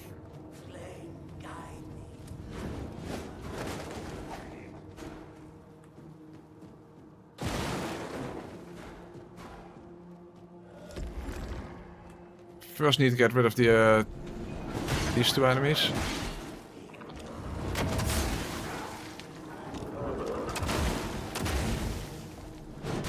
Okay, at least we have a one-on-one now.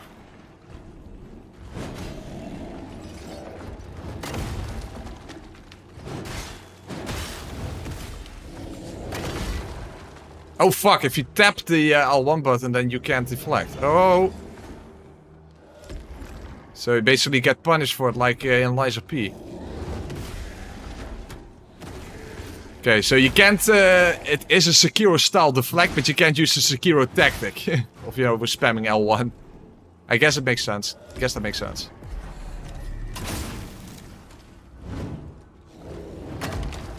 Fuck, now all of a sudden there's another enemy here.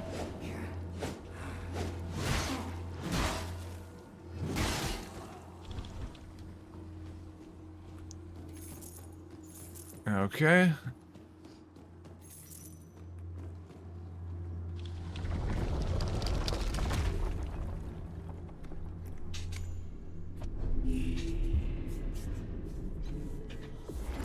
Yeah, I do wonder if those OVA actually give you something other than Gloom. Because of course Gloom I don't need. So in that sense... Something I am going to pick up, but I'm not sure if I actually am going to use it, is of course the loot. You can actually play guitar in this game. And it's a weapon, not just a gimmick as in the first game.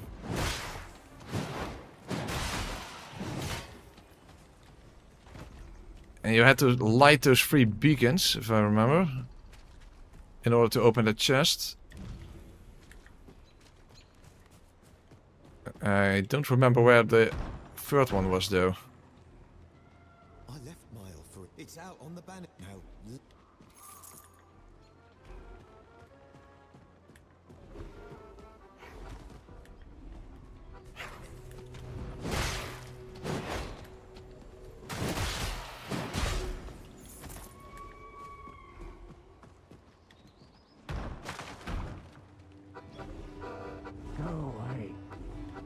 Okay, that was very useful.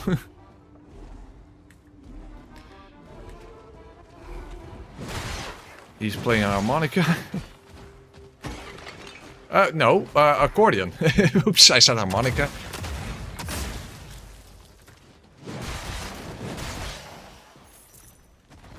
Okay, where is the third one? You see, one offering needed. Oh, over there. I already see it. Okay. If you want to shred the competition... Oh, hey, it's a different one! It's not the loot! What the hell? They changed the loot of this chest from the loot into a different type of loot. Son of a bitch! Okay, well, we don't have the loot here. We have the Auspicious Stone. Melee attacks have 10% critical chance. Okay, well, that's... okay.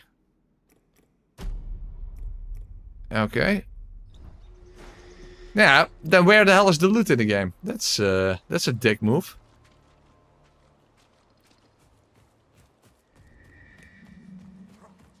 Yeah, I do not know.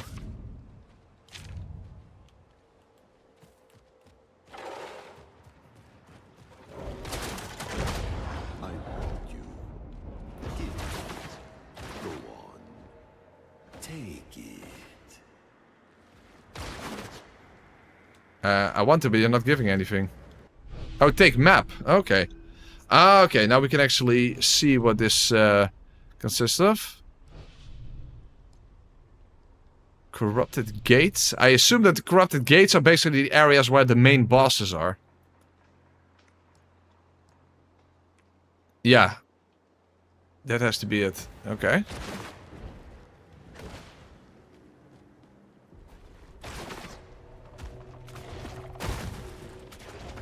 Hey, oh, whoa, holy crap, these fucking crabs are so fast, and I don't have any resolve.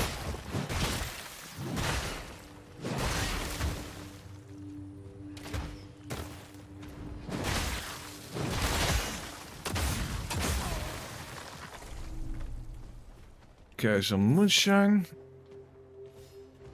Oh, whoa, fuck! Look at these crabs! They're fucking... Oh, really?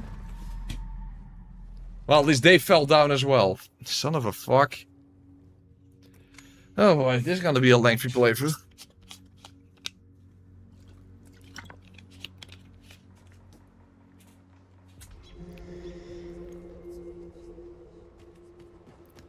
I don't know if there was anything else over there.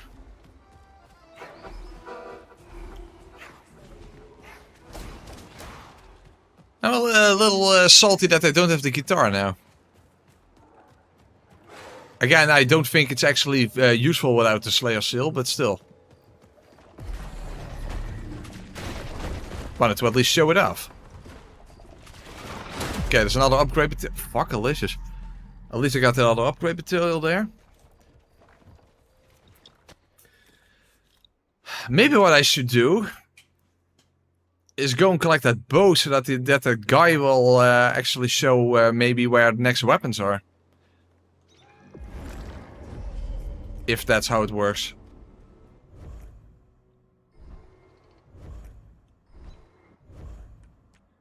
I don't know if the hammer and axe are still the same place. Of course, that's probably what he's going to show next anyway.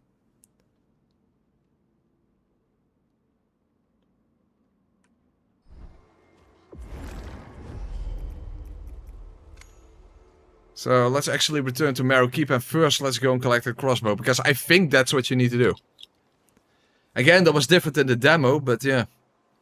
A lot of things are different in the demo. I'm at your command. In fact, we might as well go to... Oh, fuck, that's not here. Might as well quickly go talk to him. Let's see if anything has changed to begin with. Oh, and of course, let's do this. Let's place all the eggs.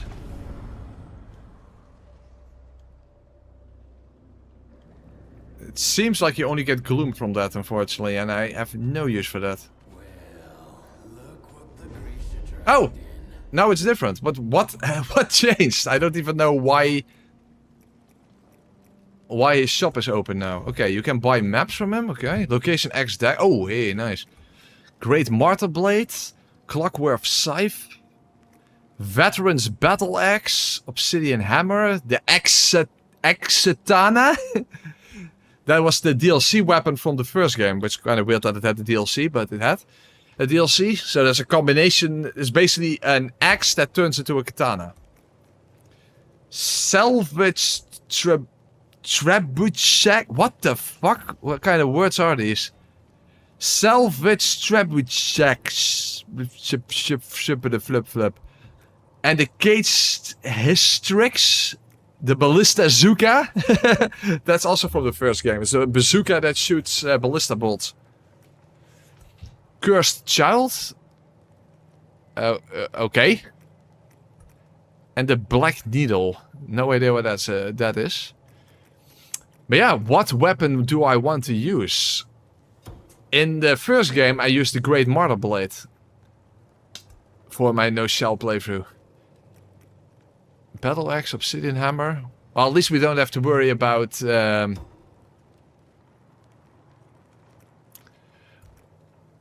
That's weird. The scythe costs way more. So are those later in the game? Is that what it's based on? Don't know.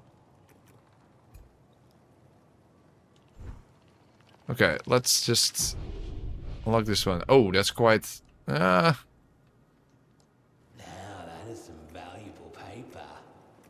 The thing is, I have, of course, no possible way to tell what weapon would suit me best. There's no way to tell. This one is too expensive.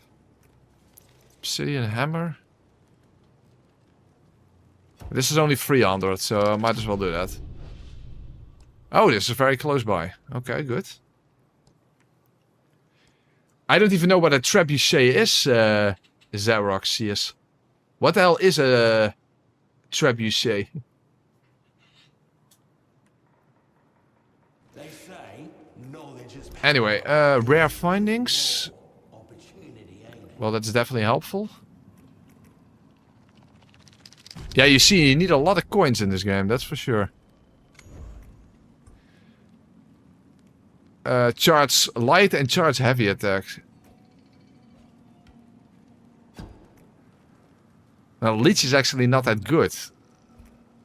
So this one would actually be better. But I already used so many coins. Okay, sell. Well, at least you cannot lose your coins, so that's a good thing.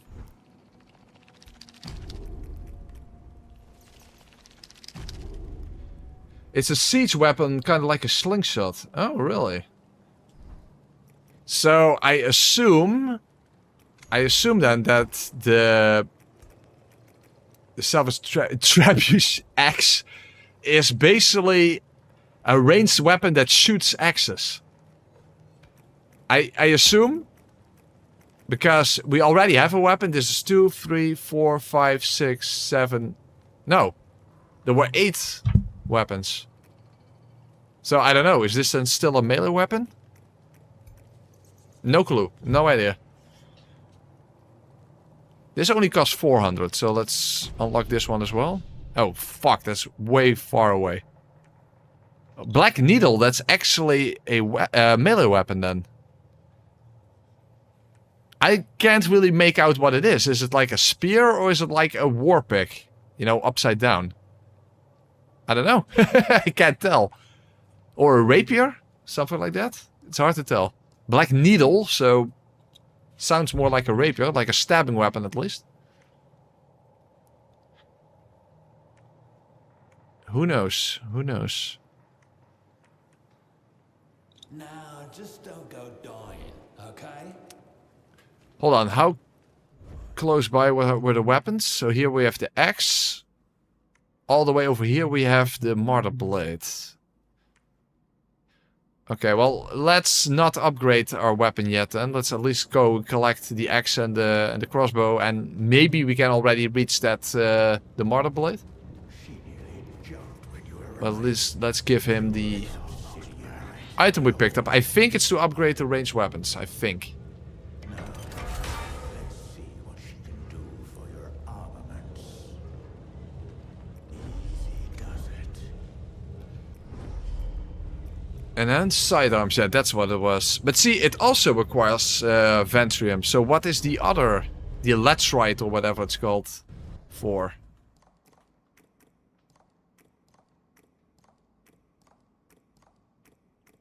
This one, Laterite. So maybe it is like a large titanite, but it just takes a long time before you can actually use it. I don't know.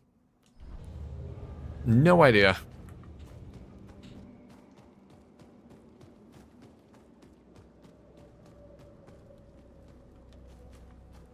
It's you?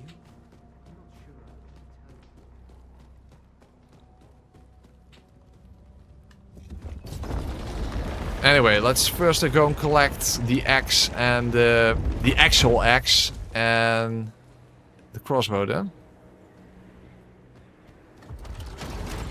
Because they are close to that beacon.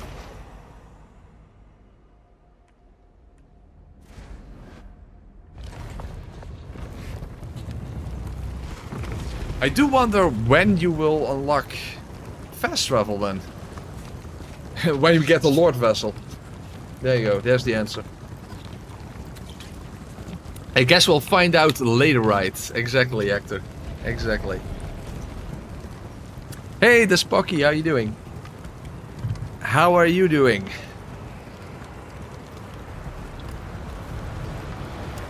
Oh, it's already a 5:15. Anyway, okay, so where exactly on the map are we? So, we're pretty close to the crossbow. This is where a shell is. Of course, we're not going to pick that up. And this is where the battle axe is. Looks like a big one. Because the other one, the axe and dagger, that's a small, nimble weapon. So I assume this is like a big, heavy weapon. Of course, there is no stamina in this game. So in that sense, heavy weapons don't... Hey, it's another one of those things. But it seems to be attacking the enemies. Okay, fair enough.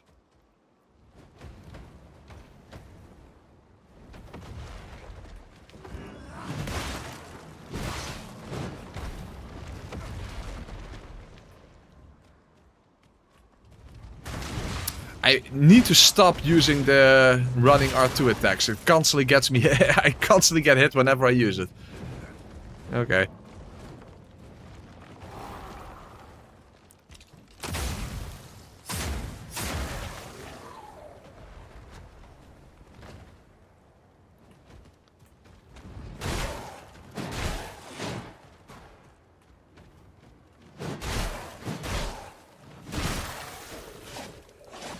The weird thing is, when I attack, I still tend to play as if I have a stamina bar.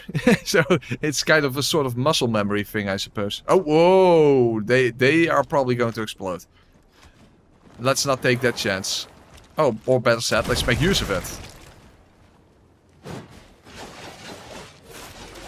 Oh, no resolve. But yeah, even though there is no stamina management, there's definitely resolve management. Oh, and of course, gravity is very much a thing, so let's not get too close to ledges.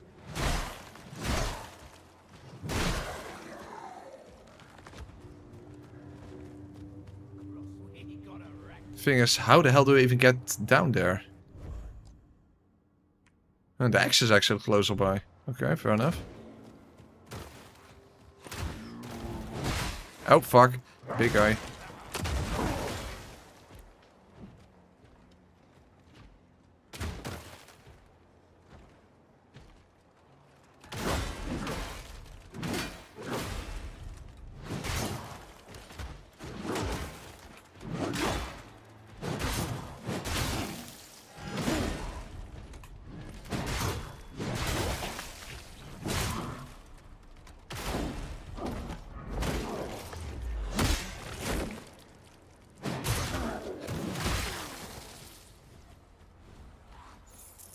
Okay, let's heal. Alright.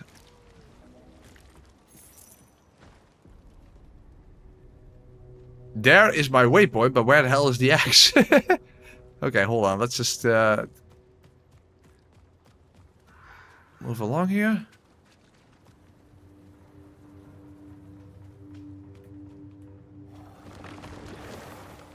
Oh, there's actually a cave. Or whatever you want to call it.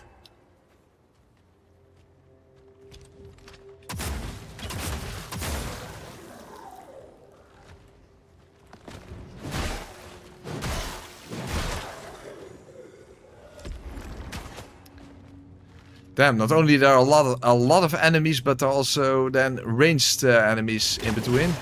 Oh, fuck!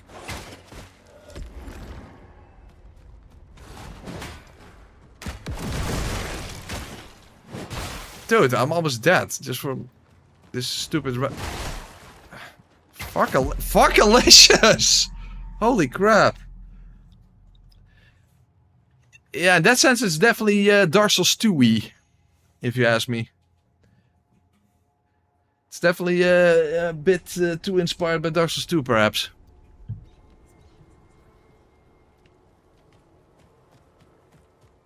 Oh, huh?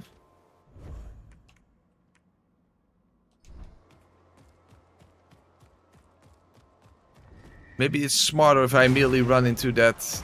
Okay, oh, but what's behind here? Oh, here's another cave. I don't...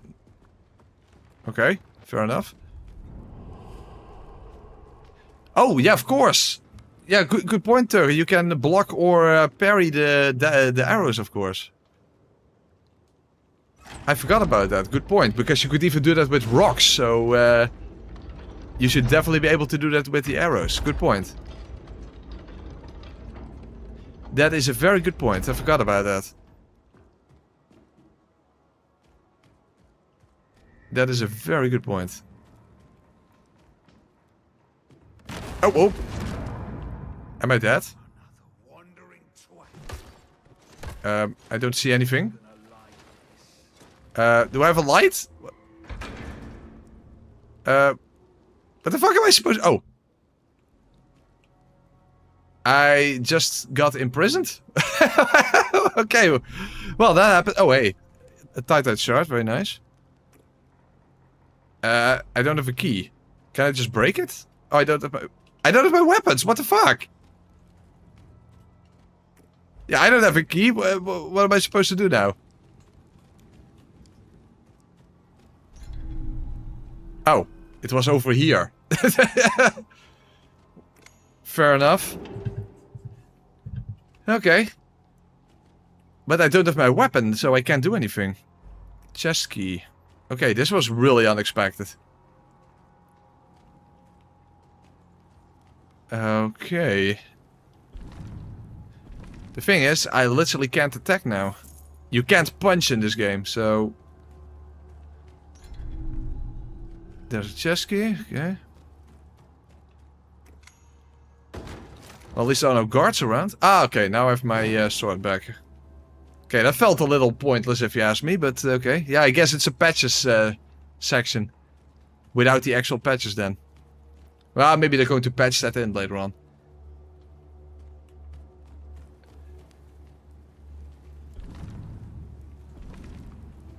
Okay, felt a little bit pointless, but fair enough, fair enough.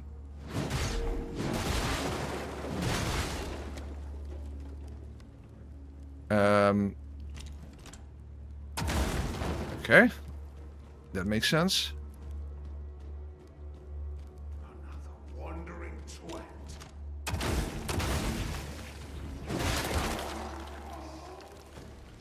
Fuck, I used all my resolve, otherwise I could make those urns explode.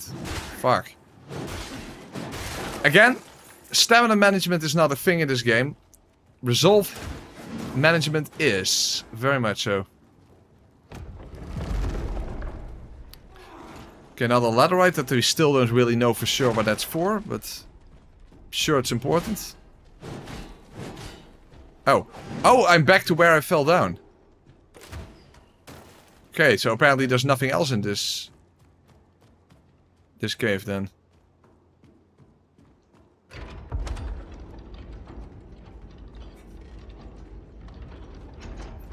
Well, I got some ladderite other than that.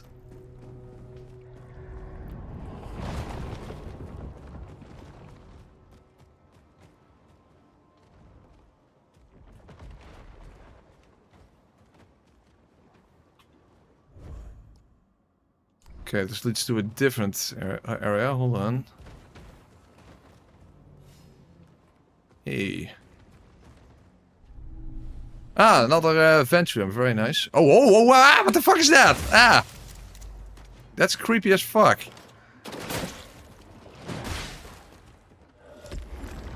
Damn it, again, if I had resolve, I could shoot this thing. And I don't want to accidentally hit it and blow myself up. Can you please move forward? Ah! Not that fast. Holy fuck. Hey. A beacon that's already cleansed? I mean, it looks cleansed. Huh? What the hell? It's not a beacon. Huh? Okay, I don't know exactly what's happening here, but... Oh, this is where a shell is, so... No, we're not picking that up. Okay, so it's not actually a beacon, unfortunately. Yeah. To be fair, I prefer bacon over beacon, but that's a whole different matter.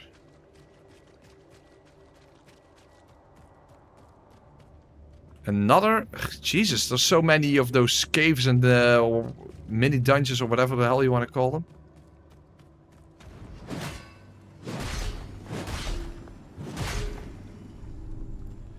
More laterite. Okay, let's check the map.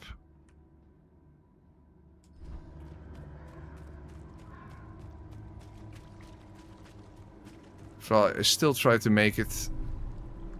Galvanic shard? What the hell is that?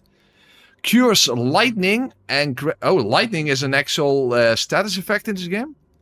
Cures lightning and grants 50% lightning mitigation for 30 seconds. Okay, lightning is a status effect in this game. What it does? No idea. Oh, lightning deals damage over time on sufficient repeated application. Shockwave. A shockwave is released. Okay. Okay, so lightning is an actual status effect in this game. Interesting.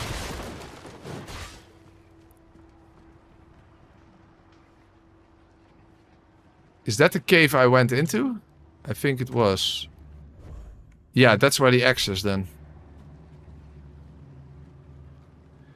The thing is, another beacon would be helpful. The thing is, this looks like a beacon, but isn't one. Uh-oh, another one of those fuckers. And I don't have resolve. Not enough, at least.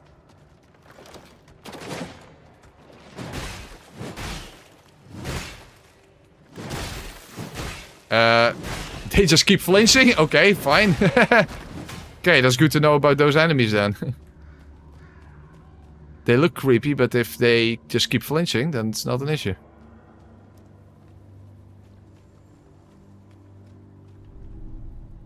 Another galvanic shard. Oh.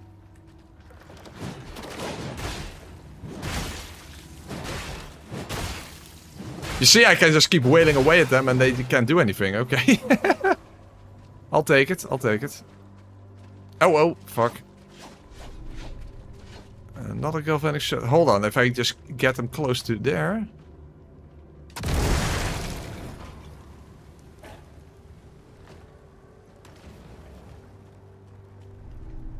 They still kind of survived. Okay, fair enough. I don't have to kill them. I got another veteran, very nice. Paversborg. Oh. Hold on a second. What exactly did it say? The Paversborg... Ah, fuck, I can't read it. Son of a fuck. Something about collecting over.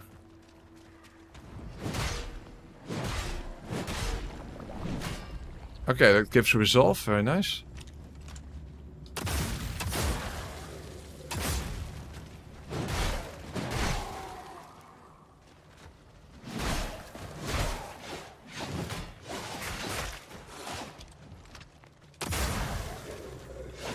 Oh, really?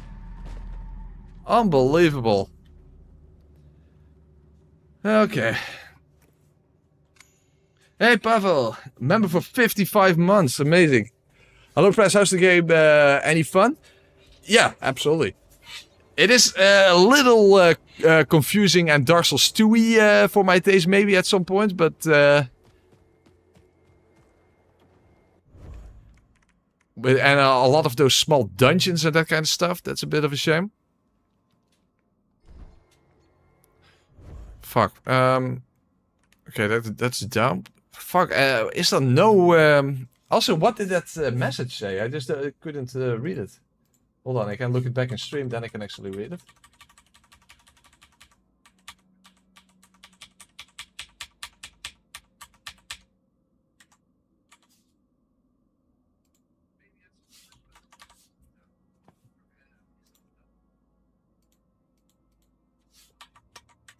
Okay, what did it say?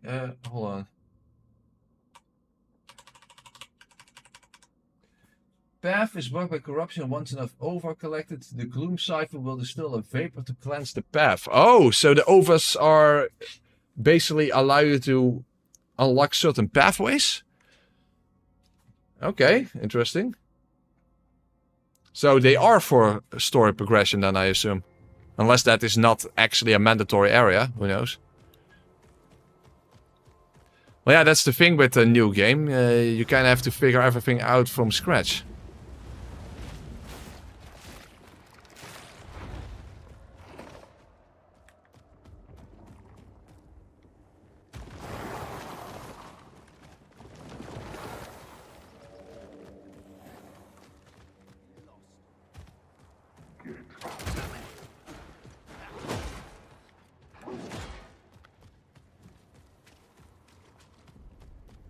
Hey, is this one of those illusion things?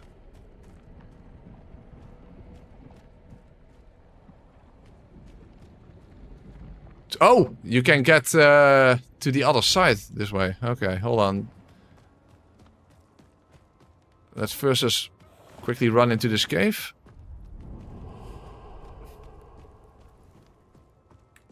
Because this should be where the axe is. Of course, I have no idea how that weapon is going to be, but it's obvious.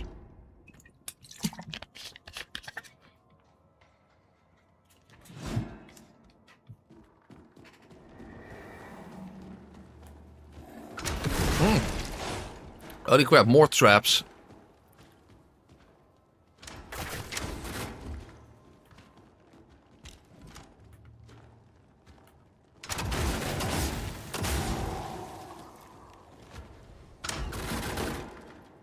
What the hell? He stood on the trap and it did nothing to him. That's lame. Like somehow all those arrows from above missed him.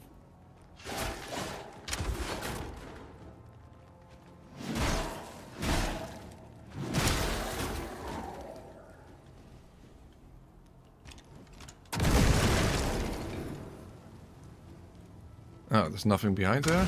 Oh, oh, oh, holy crap.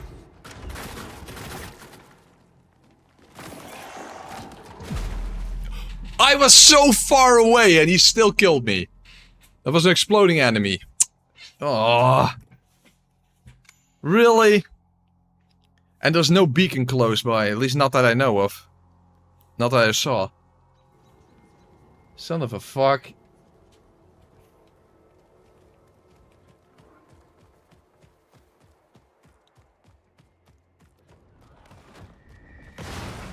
I know, maybe the shell one actually functions as a beacon after you pick up the shell. I don't know.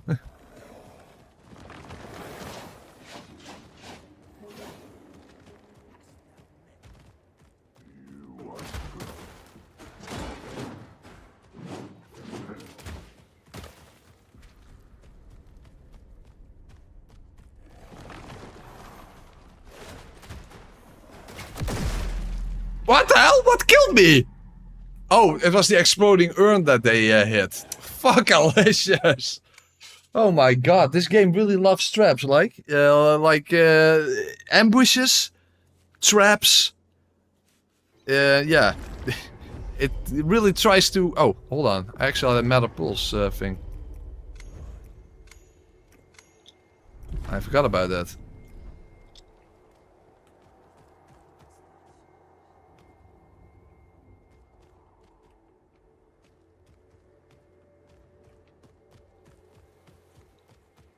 Holy fuck, Alicious.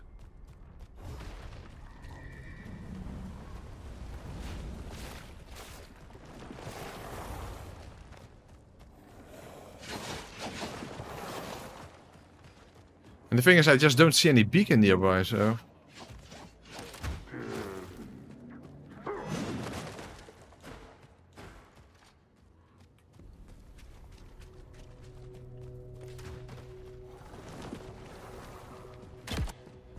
Almost died there again.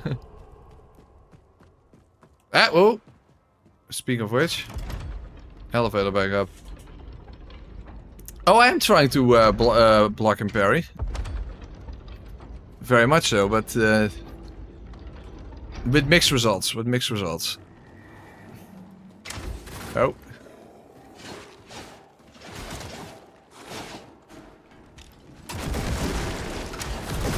Fuck, come on! I can't even move. Ah.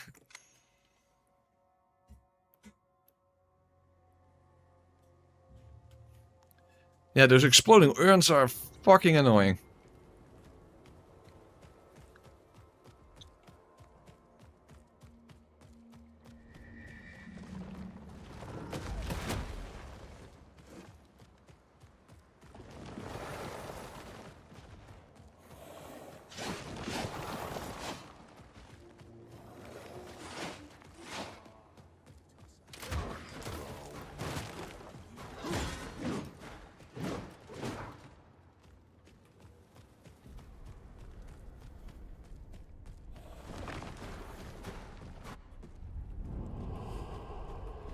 Shit, so I have to take things slower than I want to.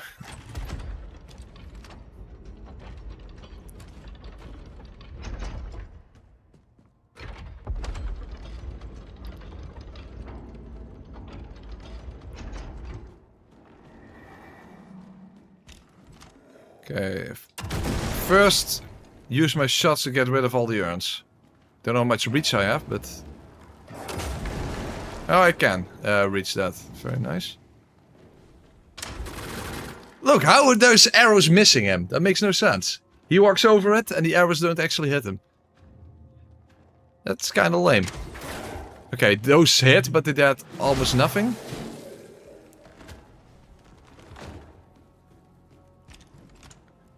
Okay, be very careful now, because... Ah! Son of a fuck! Well, I was being very careful, but not enough. Okay, so there's exploding... Oh. I was not even standing on top of that switch, so why the hell did... Huh? I can't kill him?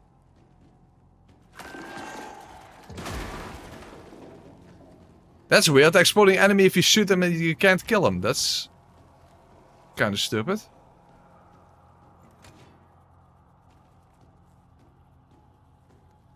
I mean, that would kind of make sense, right? That you could quickly kill him before he explodes.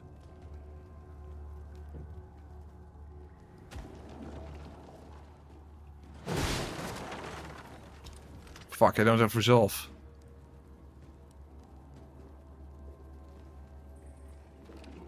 Uh-oh, no! Oh, when they explode, they don't explode the urns. Okay. Weird.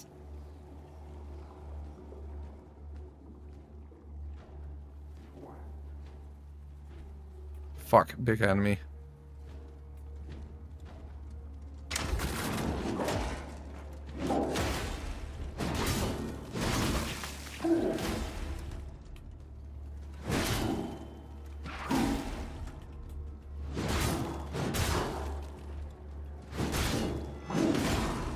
Okay, good. At least he has pretty slow attacks, so that makes him easy to parry. Okay.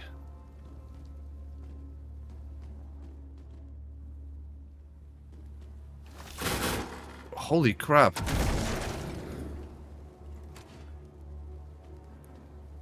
Like every step you take in this dungeon is potentially lethal. Fuck, I can't blow it up, no resolve.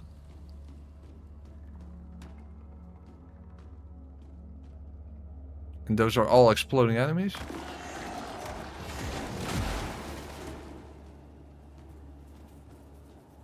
Please tell me they actually make each other explode. Seems like it. What the hell? What happened? Oh, that was a bear trap on the floor. Oh my god. No, there are no backstabs in this game, Lucas. Unfortunately not. I wish there were. Well, this game really loves to fuck you over, doesn't it? Shit, I want to make those urns explode, but I can't. Literally can't.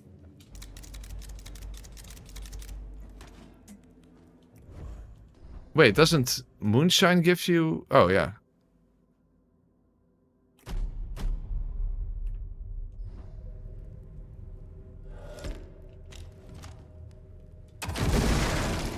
Okay.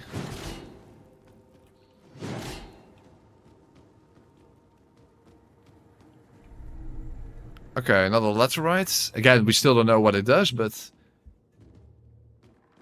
I assume it's important.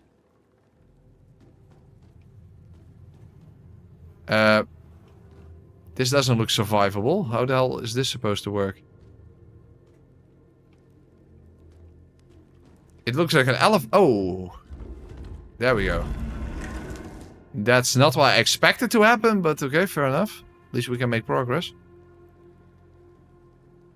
Dude, I'm really fucking on edge here.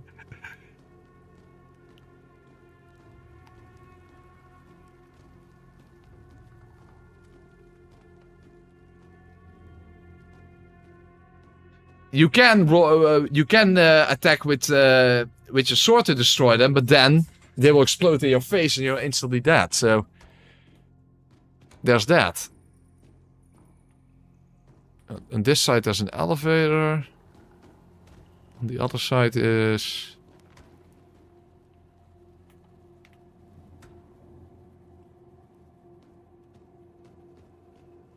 Huh? This is where I started. What the fuck? Okay, but then how the hell do you get down here? So this is a shortcut. It's a shortcut back to the beginning, but what the hell am I supposed to do here? I can't survive this, right? I mean, I don't think I can. Well, if you can, then that's actually some bad telegraphing when it comes to design, because obviously you would expect this to be instant death. Am I missing something? Is there any sort of a lever or something?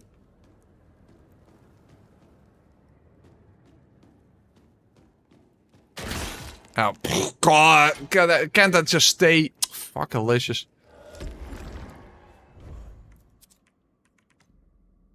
Yeah, because this is where the X should be, but where the fuck is the X then? Shit.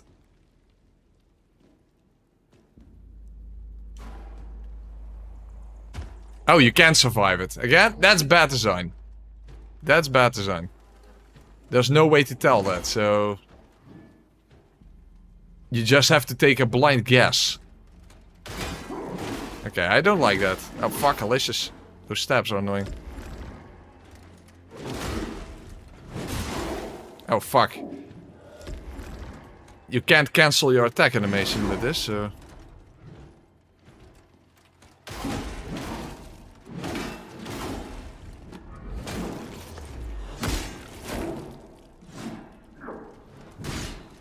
There was a statue pointing down? Okay, I missed that, because that could have been a clue then.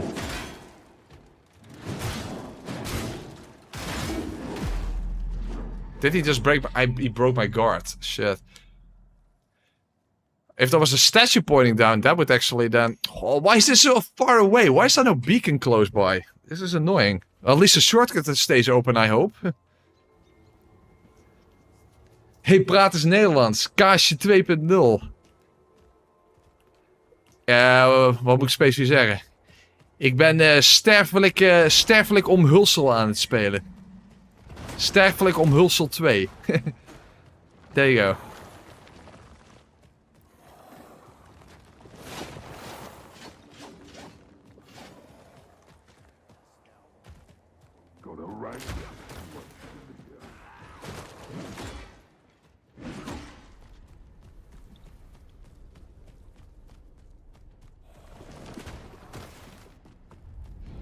Please tell me that the shortcut is still open.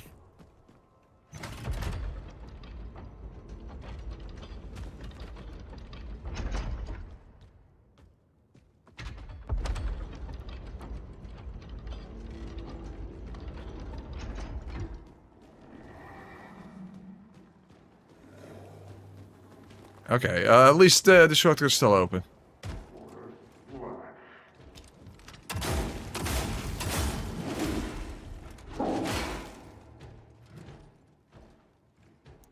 I have to make sure he doesn't break my guard, because then I'm immediately fucked. Yeah, those stabs are fucking annoying.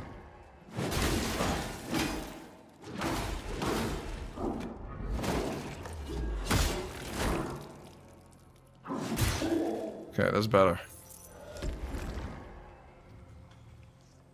I still missed that statue then, if that really is there, but whatever, doesn't matter. Dorsalite, another upgrade material, but I have no idea what it does. But again, I assume it's important. There we have it. Okay, finally. We have a new weapon. This solid steel axe is rumored to have quenched in the blood of the revered. Okay, fair enough. Okay, we have a new weapon. It's not as big as I thought it was. Okay. And it's kind of slow, but that's kind of what I expected.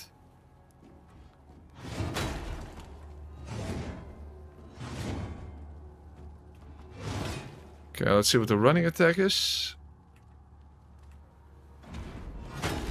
Okay, quite similar. Okay, that's actually quite similar to the other axe. That spinning move.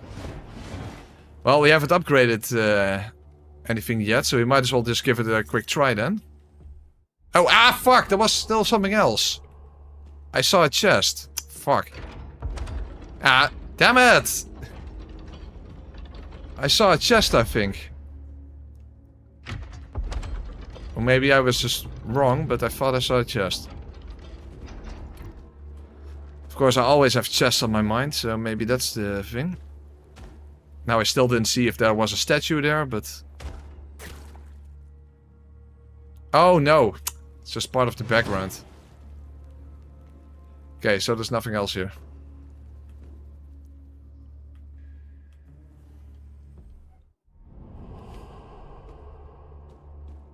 Okay, let's take a look if there indeed was a statue. Oh, fuck. All by the enemy. Okay, I don't know then. I don't know. Someone said that there was a statue there.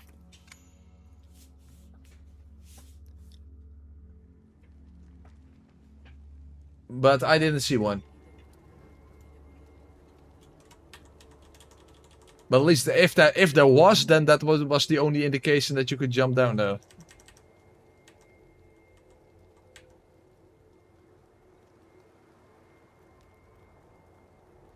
Well, even if I look back, I still don't see a statue, so... I don't know what you're referring to.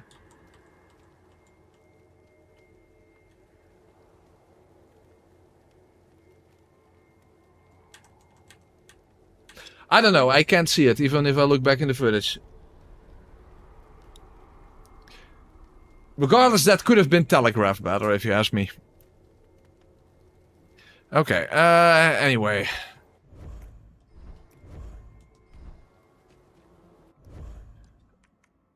But still no beacon in this entire area. And here's where the Martyr Blade is. The problem is, how the hell do you get there? That's very far away.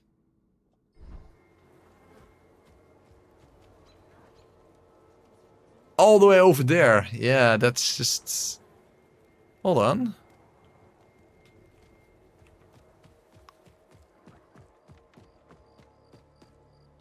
Let's reverse engineer this.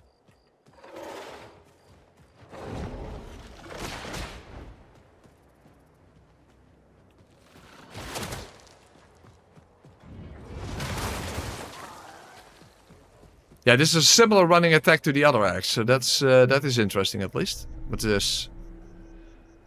Okay, new map, very nice. Okay. This is where the crossbow is, but yeah, the sword is all the way over there. Of course, I have no idea if the sword, if the big sword is similar to the one in the original game. But that one had a pretty nice moveset. Especially for such a big weapon, since I tend to favor fast and nimble weapons more.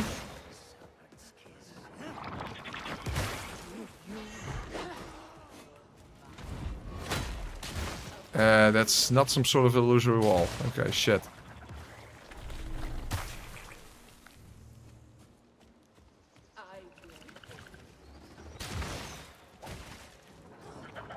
Again, the game really loves a lot of multiple enemies. What's that?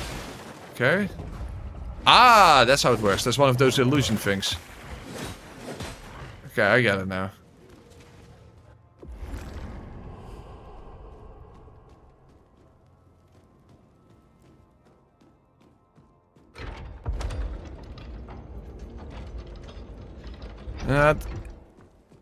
I do have to say there are so many dungeons. So those little dungeons, I think they have a little bit too much of focus on that, if you ask me.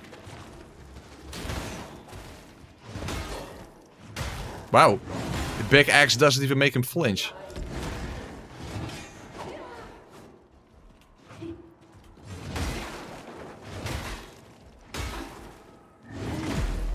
And that killed me in one hit. Okay. Awesome. Ventral front, lateral side, and dorsal... Oh, that sense. Okay.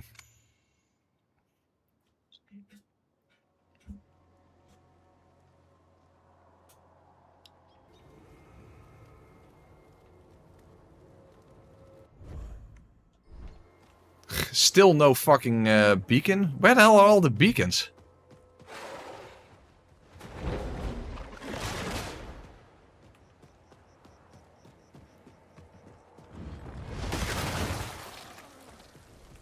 Okay, I first need to go and find another beacon then for this area, because otherwise it's just the run back is going to be really annoying.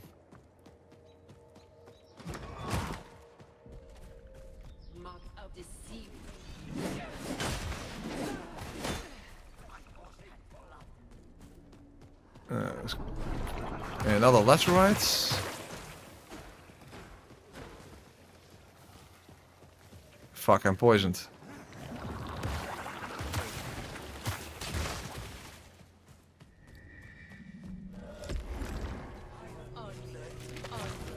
Where the fuck are beacons? I don't see any fucking beacons.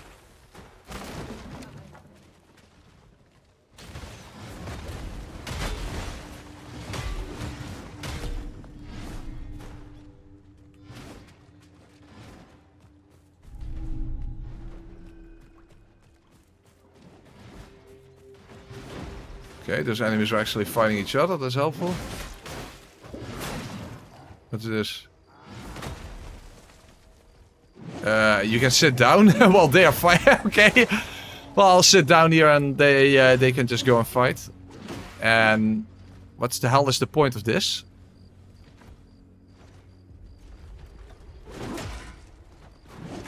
Still no beacon. Dude, where the fuck are all the beacons? This is fucking annoying. I don't see any beacon anywhere.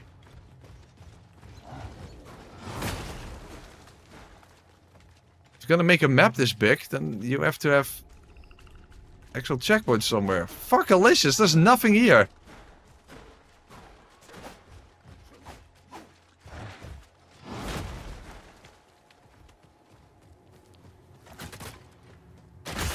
Oh, stupid fucking... Oh, the game just loves traps, and apparently it doesn't love to put beacons anywhere. Fuckalicious. Yeah, beacons are the bonfires of this game. But I can't find any there.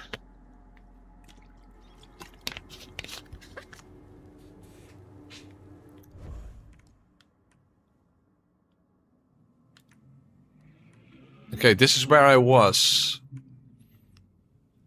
Yeah.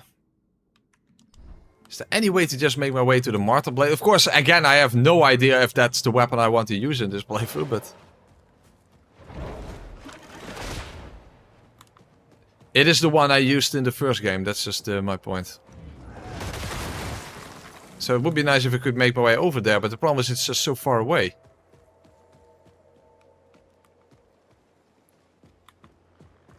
But just, I'm very much surprised by the lack of beacons here.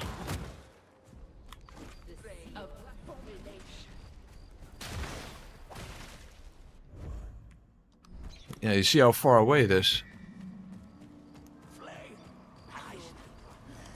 Yeah, you need those ovas to even get past there. Okay, you can actually move. Oh, I already did that. No, no, you just can't get over there. The paths are all blocked. There's a one on the right side as well. Oh my god.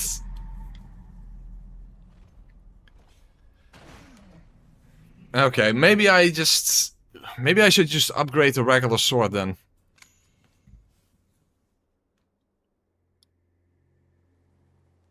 It's going to take way too long before I actually get any of the other weapons. Blessings upon you, Harbinger. Wrong direction.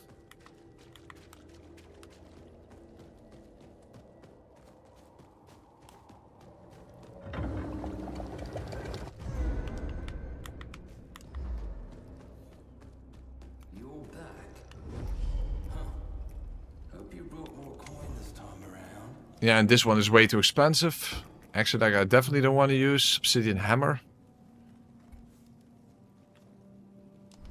Do I have something to sell? No, I have nothing to sell.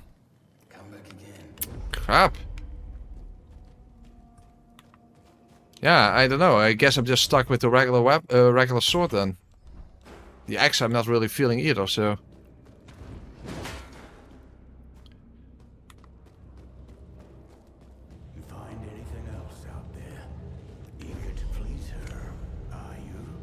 Oh, huh? This one is already upgraded. Okay. Well, in that case I should use... Okay, in that case I should use the axe. That's weird, it's already upgraded when you find it. Okay. Well, in that case I should use it. But still, you see, you still need veteran. So, what the hell are the other ones for then?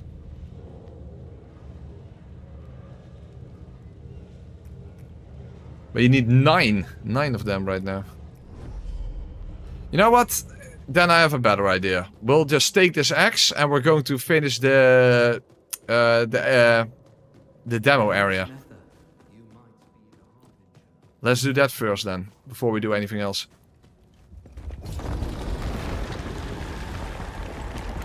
Yeah, that's interesting. It's actually already upgraded when you find it.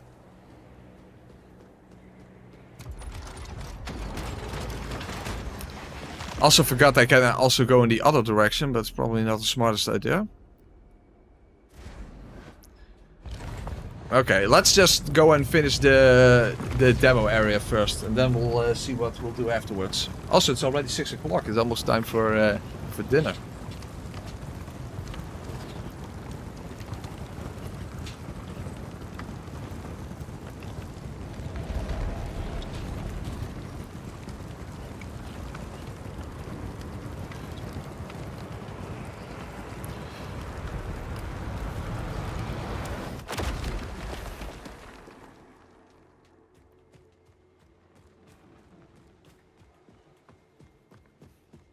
Which also makes me wonder, where exactly is the loot in this game then?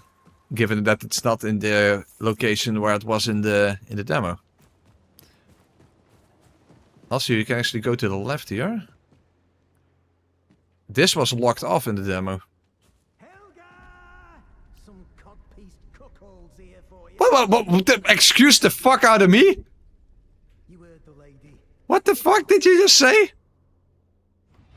Dude, what the hell did you just say?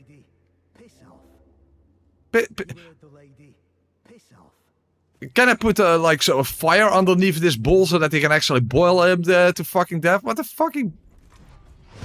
Oh, I can't kill him. God fucking damn it, dick fucking fuckface. You heard the lady. What the fuck is this? Is that supposed to be a frog costume? Yeah, it's basically a frog costume. So she's a fan of Gorf, I assume. She's also a fan of gorging herself, but okay. Drink from cauldron, okay. Ignore him. He must stew. Yeah, exactly. Now, be gone. Okay, examine empty cauldron.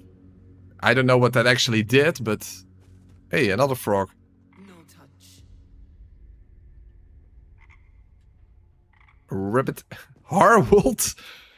Harwold the frog, okay. I prefer Gorf. You heard the lady. What the fuck is this supposed to be?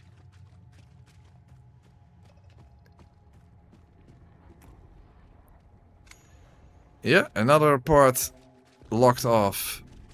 I'm starting to think that maybe it's not individual acts that open up these things. It's actually defeating the main boss. But I don't know that either. It's a new game, I don't fucking know. I'm just guessing. I'm just purely guessing.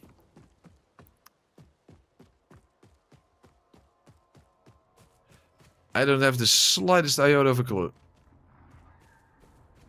Oh, it's not a trial. Oh, hold on. Hey, there's actually...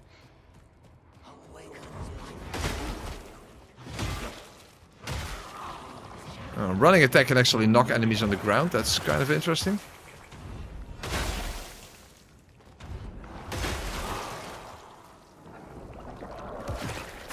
Let's try the spin to win.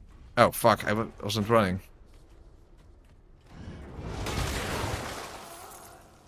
Definitely does good damage, at least. I did not play the Doom the Dark Ages DLC, look us know. Oh, hey, Marksman Stone. Range attacks have a 10% critical chance. Okay, that's pretty nice. By the way, I didn't have this one equipped. This one I can't use. Okay, and there's another blocked path. Okay, well, let's quickly do this trial. I forgot what it did in the demo. Did I even do that in the demo? I know, don't remember.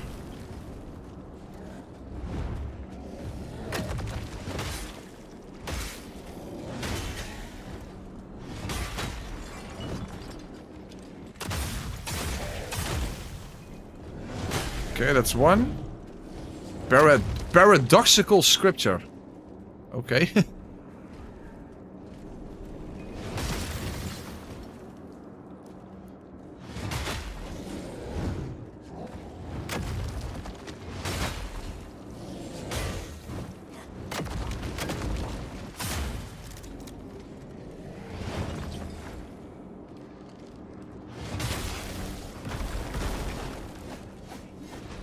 Okay, that's not everything. Oh, next wave of enemies.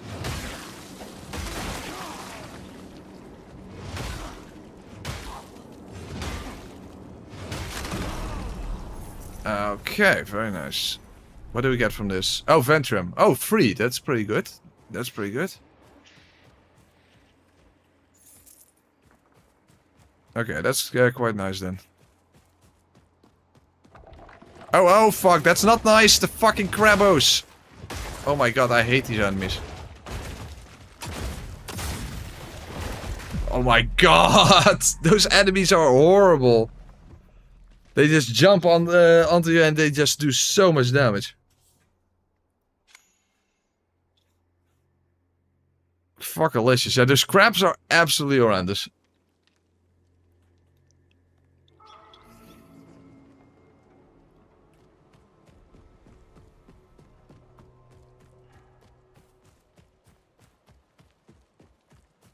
Well, at least I don't have to pick up my gloom. That's what Teal was in the original. There's also a key here.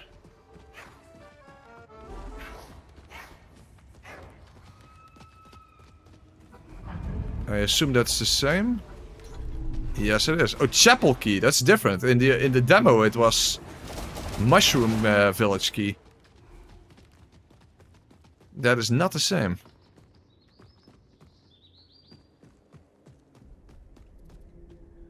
Just got my bike inspected. It will be repaired once the parts are in. No, expensive repairs. That sucks.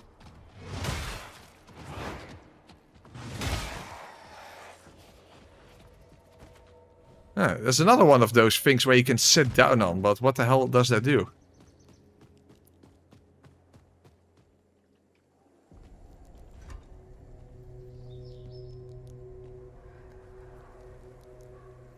Okay, so I'm sitting down on this rock. And then?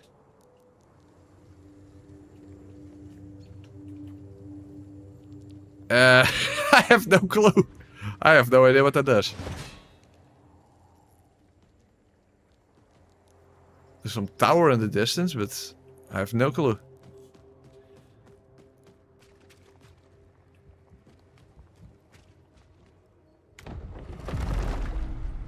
Wounding stone. That's perforation. What the hell is perforation? Affected targets take bonus damage from sidearm attacks. Oh, okay, interesting. So it's like a debuff, and if that's active, then you do bonus damage with your gun. Another dungeon. This game is way too fond of dungeons. I do have to say, that's definitely a downside, I think. I think that's just annoying. Why have so many of those mini dungeons all over the place?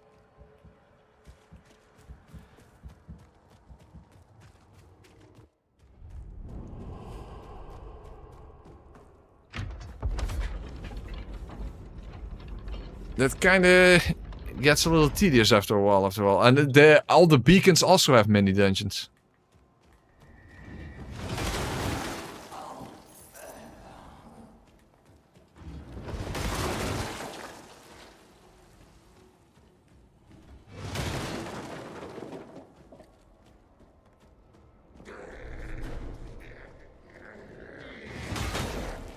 Wow, they don't even flinch from a heavy attack from the axe? They definitely weren't kidding when they say they made enemies more flinch resistant.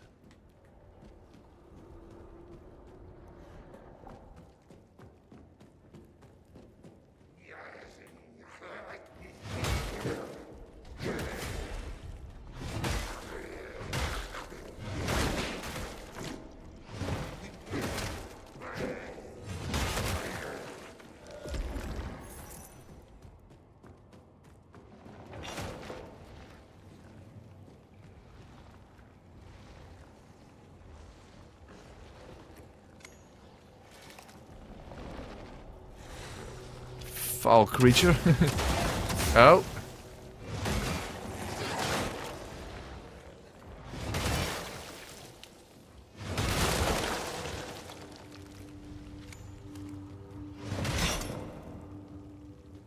Oh, there's nothing inside. Well, that's not helpful.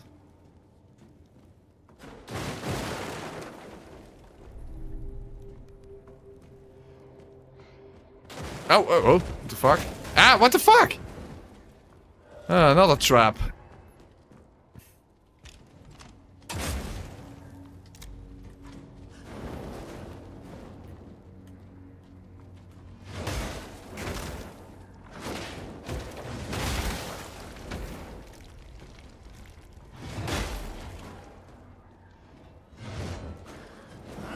Yeah, very slow weapon, that's for sure.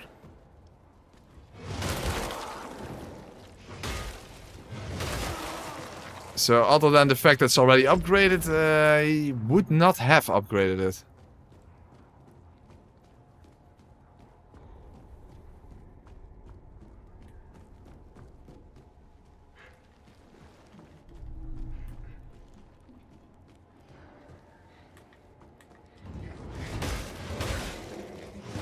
But the running attack, the running spin to win attack is definitely very good. That's I guess that's a constant in all Souls games, spin to win. I suppose that does make sense.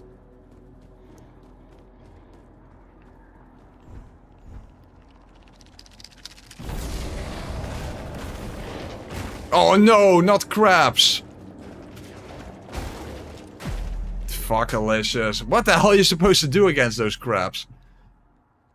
And of course, I was inside another mini dungeon, so... Fuck, let's just not go to those mini dungeons then, but I don't know what's at the end of it.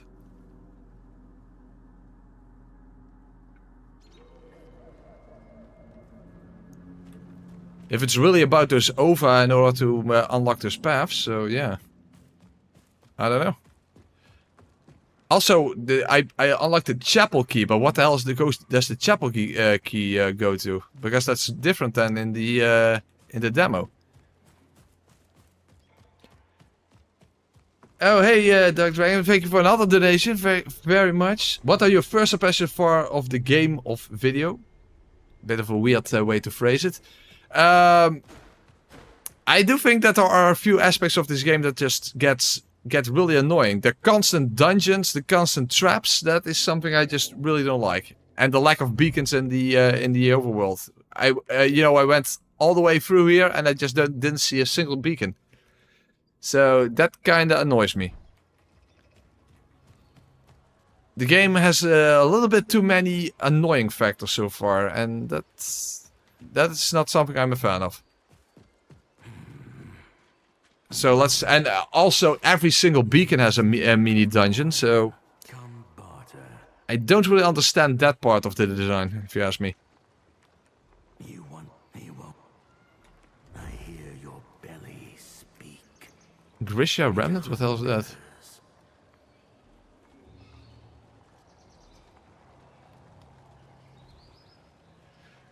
Yeah, it's another thing that's annoying. You don't know what it does.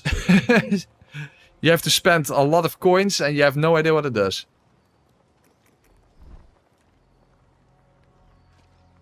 Yeah, I want to put the video out, Odin, but I can't because I have sponsors and I don't get any response. So I have to wait for a response.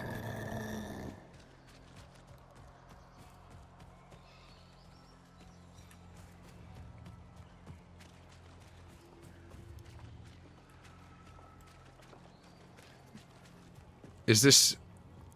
Yeah, this is the chapel key. They just changed the name. Okay, that's kind of weird. Again, a blocked path.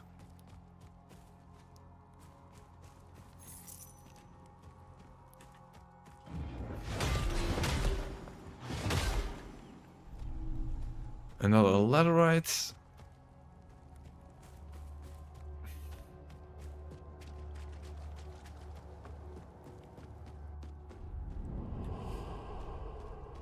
I kind of forgot this part. This was where the crossbow originally was.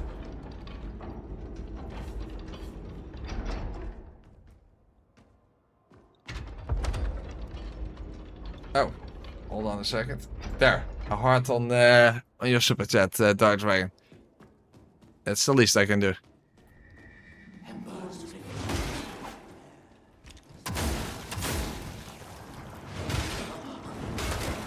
Oh yeah, it's this part where you have to walk backwards.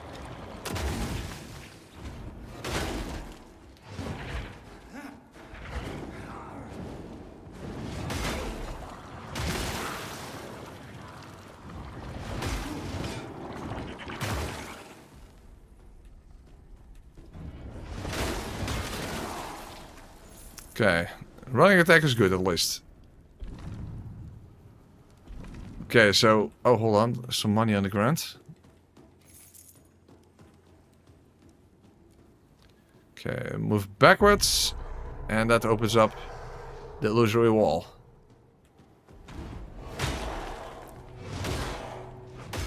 Okay, the ghost has no poise apparently, so you can just keep wailing on it. Very nice. Oh, oh! Oh yeah, there's this. I remember from the demo.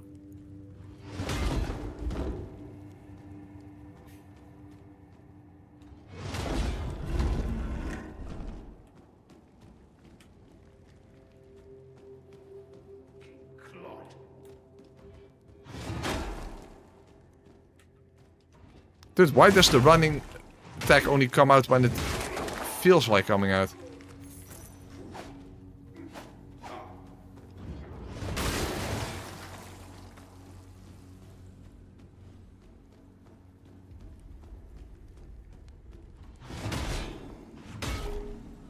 Oh, that's just gloom. Okay, how does this one work again?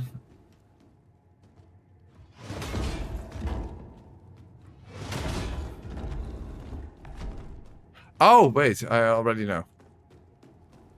I remember. Because that one will block this one. And then it will be on the switch.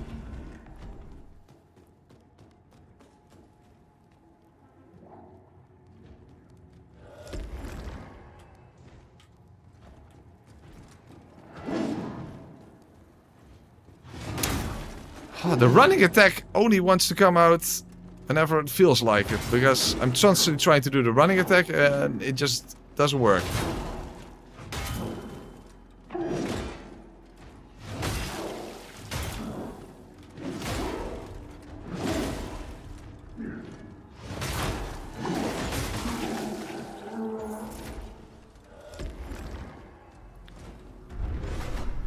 Oh, this is where the axe and dagger is now. Okay, that's different than in the demos. In the demos, because there were two versions of it. Or maybe this is where it originally was. I don't remember. They changed it around at least. So the axe and dagger is a fast weapon. That's which is kind of helpful, but the dagger is just annoying because when you do these combos, the dagger does really low damage, so it just makes the weapon kind of unreliable. The running attack though... Oh, huh? That's different. Now the R2 is a jump. Okay, what's the R1 then? Oh, they changed it around. Why the hell did they change that around? That's weird. Okay, now the light attack is the spin to win and the strong attack is the jump. If it wants to come out.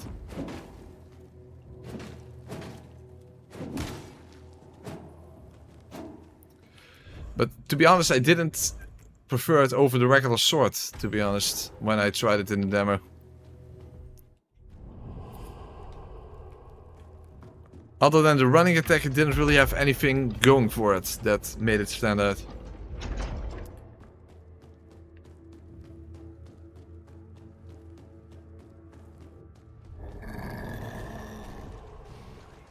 You stink of coin.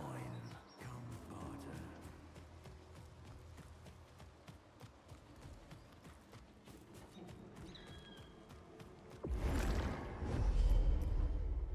That does make me wonder what the hell then is now in the location where the axe and dagger were.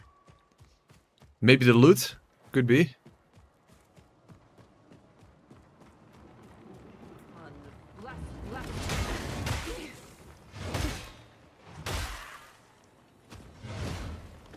Again, the running attack, that spin to win, that is very powerful.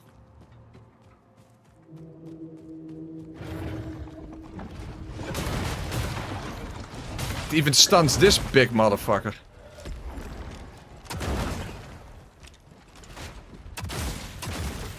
Yeah, the thing is, you can't constantly really make use of that running attack. Oh, whoa, it's too fast.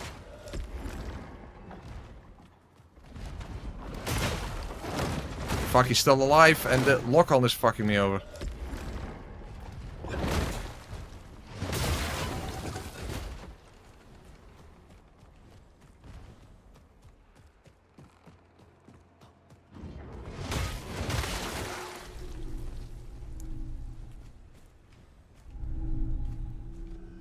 Okay, more burnt effigies.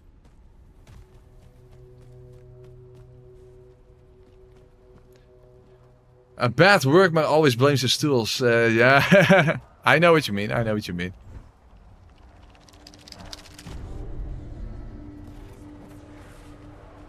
Okay, so that kind of makes me wonder what the hell would be inside this one then. If it's not the axe and... Oh, maybe then this is where the bow... No? Huh? No, that's not true. The crossbow, that was over here or something, right? Yeah, here. I don't know. They just changed everything around.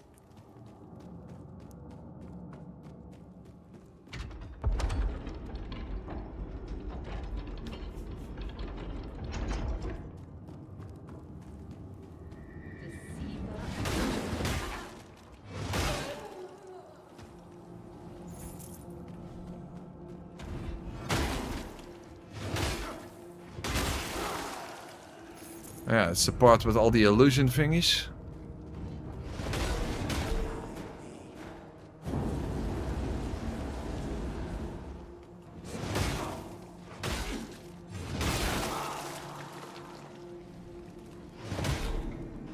And another laterite.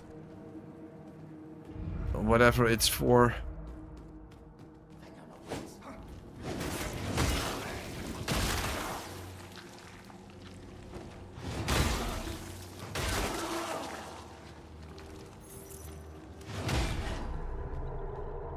The game is definitely at its best when you can just fight enemies one-on-one, but to be fair, that kind of applies to every Souls game if you ask me. Oh, it's a mini-boss, that's right. Ah, now I remember. Unfortunately, I cannot use a buff on this one. Oh, that's fine.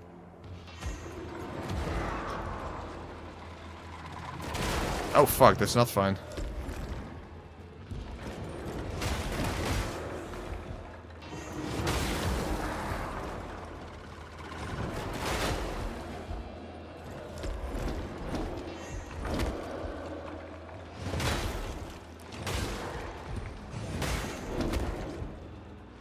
Well, he definitely has more health than in the demo.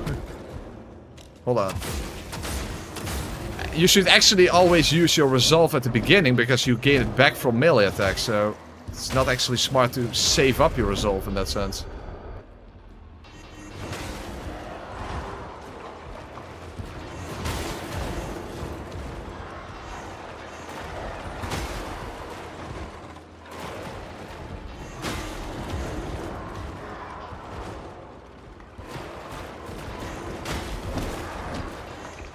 Fuck, that's a real one.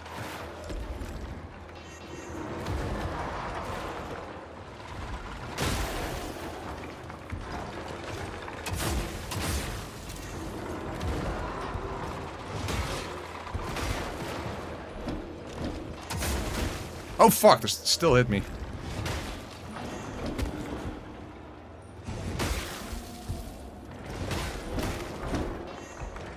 Whoa, whoa, whoa, whoa, that was a massive frame drop out of nowhere.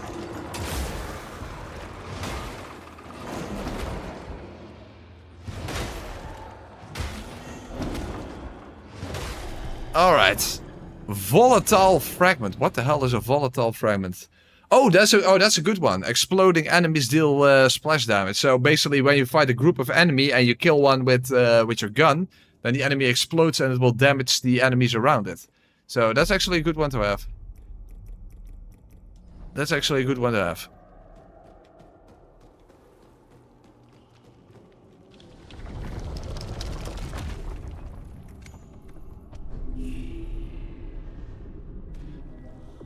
Yeah, I don't know either why they changed so many things around from the demo. I don't know. Maybe they just weren't satisfied, or they watched a lot of streams from people playing the demo and they were like, nah, works better if we put this here and this there. I don't know. It's a very good question.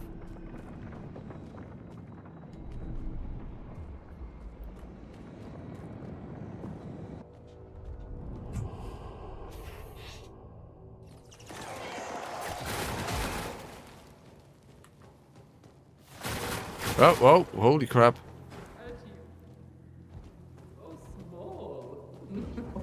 Another froggo. This game is very fond of frogs.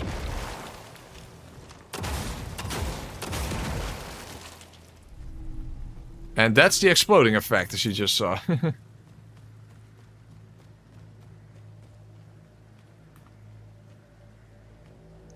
Actually, you can shoot that wasp nest down. Unfortunately, I don't have any resolve.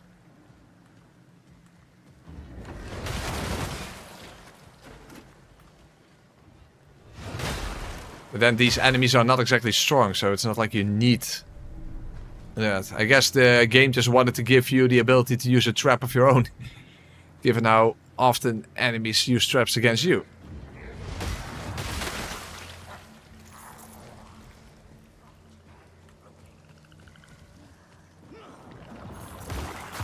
Well, assuming that the beacon is still at the same location, let's first make sure I actually get the beacon.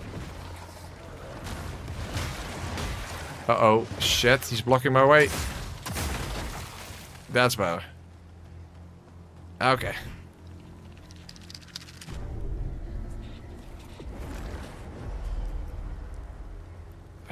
Shit, I forgot what was over here.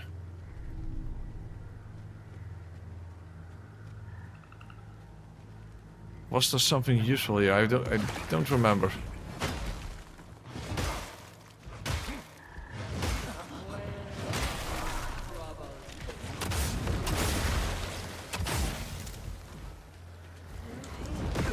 Oh, fuck, delicious.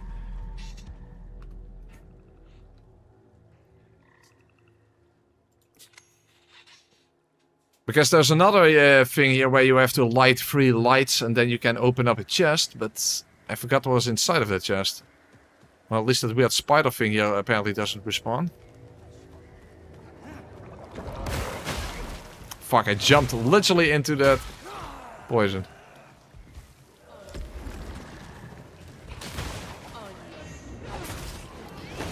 And now I got a grab attack. Fuck, delicious. Oh yeah, that could also be the case there. Well, then again, it was not really the case that we saw that many new things. It's more that they literally changed the locations around. I don't know. I don't know exactly what they were thinking, but whatever it may be, they decided to change things around.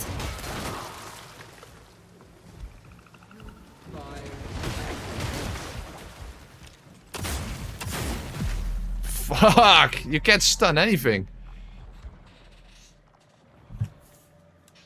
So basically, after the demo, they were like, "Oh, you can't stun enemies too easily," and now they made it like you can't stun anything, almost.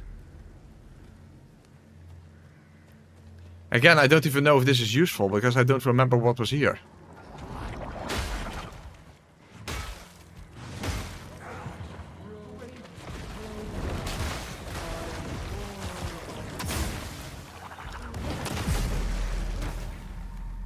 There were exploding barrels here. Fuck! I didn't know. Son of a fuck.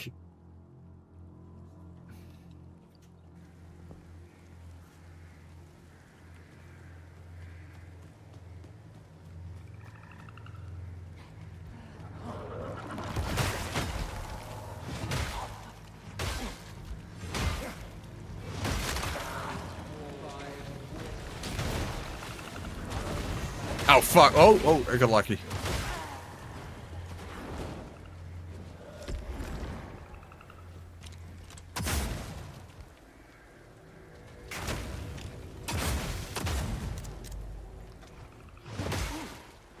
I wonder if I should simply turn free aiming off again. Because it's a little easy now to miss your shots. That's annoying.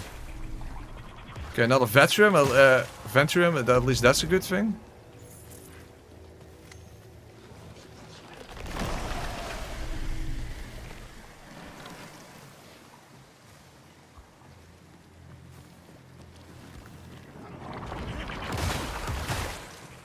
Fuck.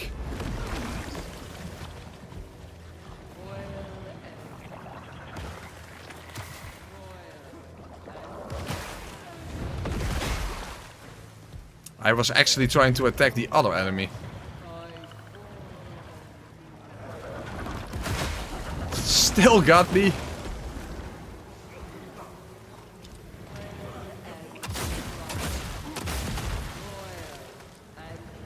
Fuck, I already don't have any healing left. Damn, that's one of the lights.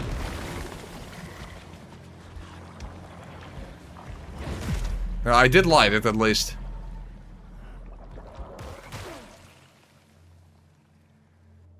But yeah, I don't remember what's inside the chest to begin with. And now the question is, where's the third light? So let's not attack enemies, just go look for the light.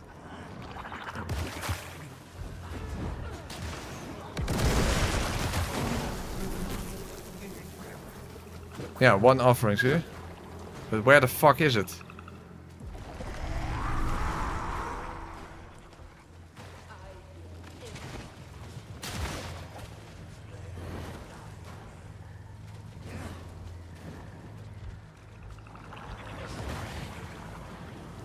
Fuck, I have no clue where the fuck it is supposed to be. So there should be a light somewhere. But where?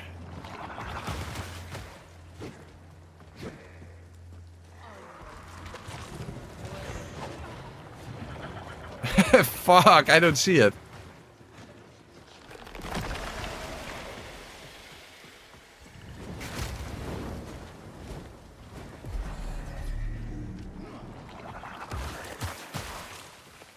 Crap, I have no idea where it is.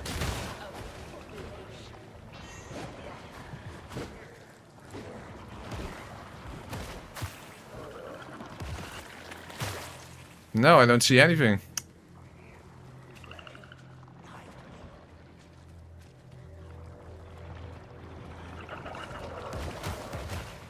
I just don't remember where it is. No, I don't see anything.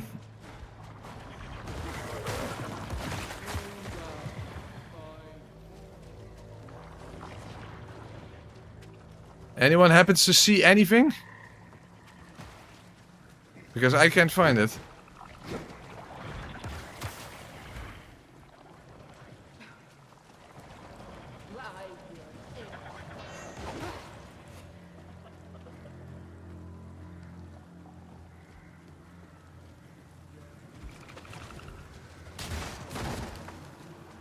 Ah, fuck. Yeah, I don't know.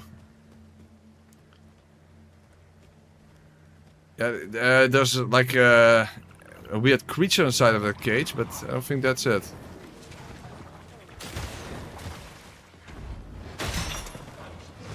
Oh, yeah, it is. You were right. You were right. Okay, there we go.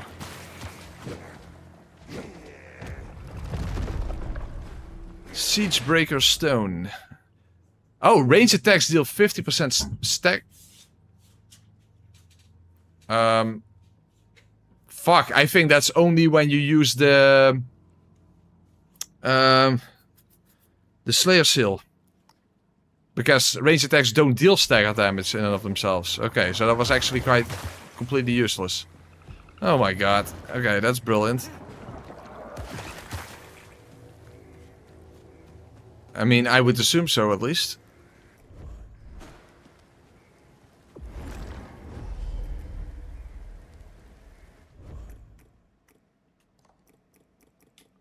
Yeah, it's plus 50%, so... Yeah, improves range stagger damage, so I assume it's just... I don't know. I don't fucking know. The game is also not very good at explaining things. Because I'm constantly guessing and I have no idea.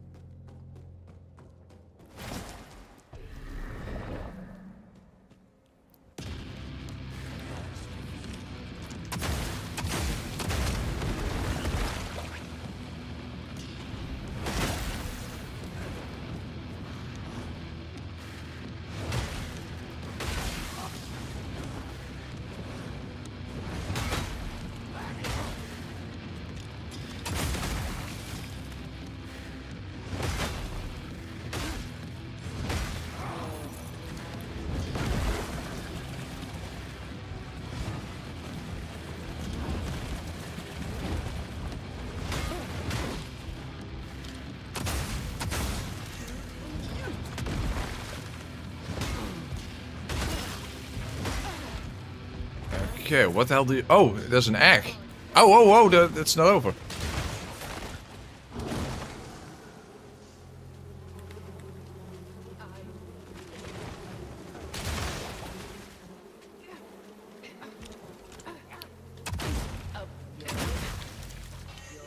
Oh, wait, what the fuck? Yeah, now I'm dead. Fuck. I should have just gone for the stupid eggs. But at least, those were just regular enemies.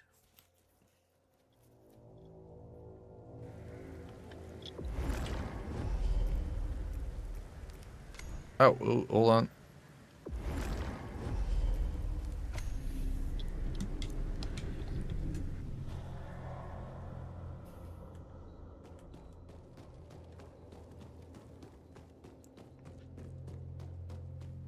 Yeah, the grab attack is basically just a one-hit kill, but... Okay, now I can just go and pick up the egg. Okay, that's good.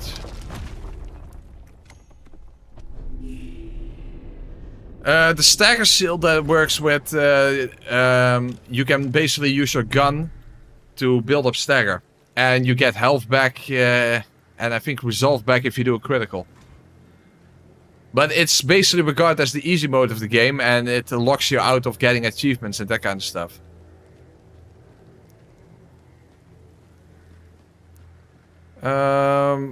Okay, where were I?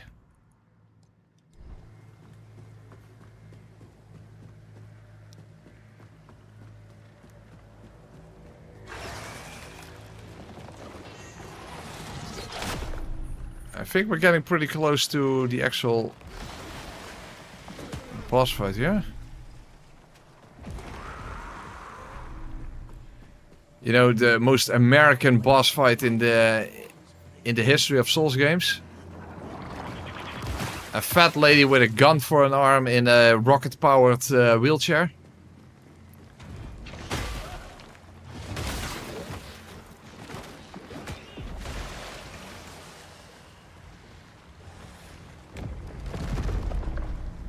Ah, the strike stone. That's for the regular sword, I believe. It's a special move where you jump up in the air and then do an aerial attack. Unfortunately, that costs a lot of resolve, and for the most part you want to use it for your gun.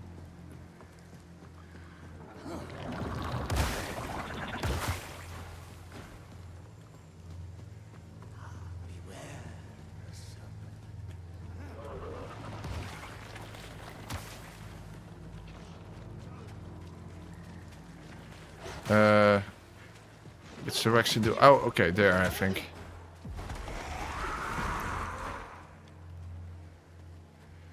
Ah, there we go. Oh, no, not important.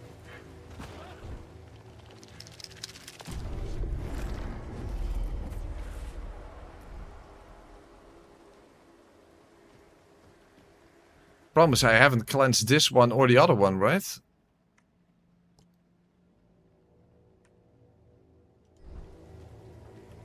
Oh, the other one I did. Hold on, the other one I did. Okay. Thursday, Dark Dragon.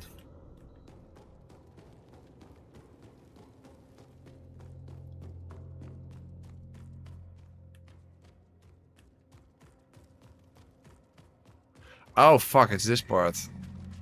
Okay, there's shit ton of enemies here, so I'll just have to avoid them. But again, I already forgot what was actually over here.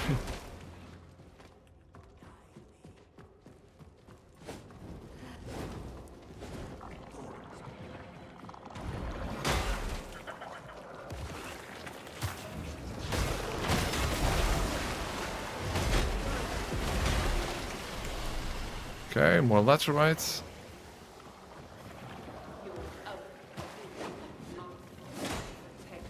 Hey, I'm stuck. What the hell? Oh, really? I died in one hit there? Oh, I think another ovum is at the end here. I think. I don't know.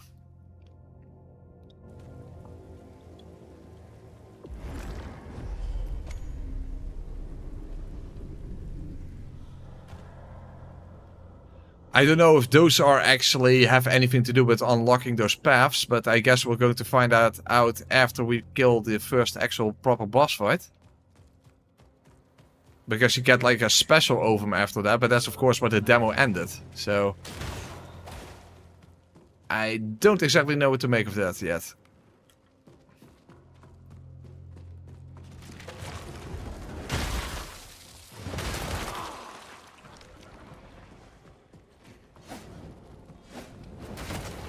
Oh, fuck, Alicious.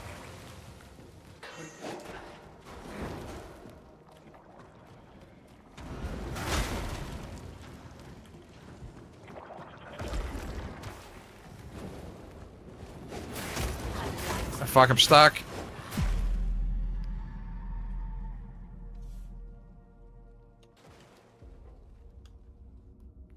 Yeah, I don't remember for sure. I think there was an ovum at the end. It's kind of the thing with so many mini dungeons, they all blend together, so you can't really remember them.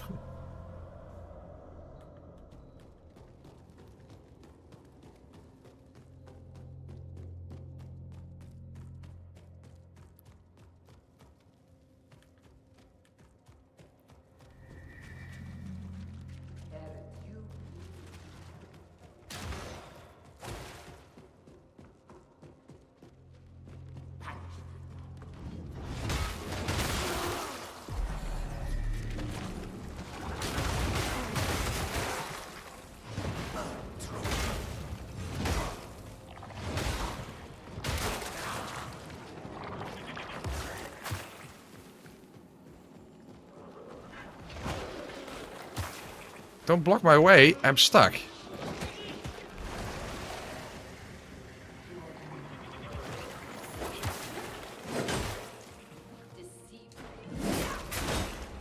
Yeah, fuck, I can't reach that.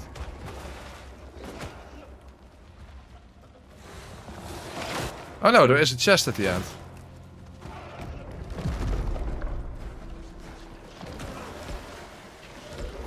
Oh, over here is an over. Ah, come on!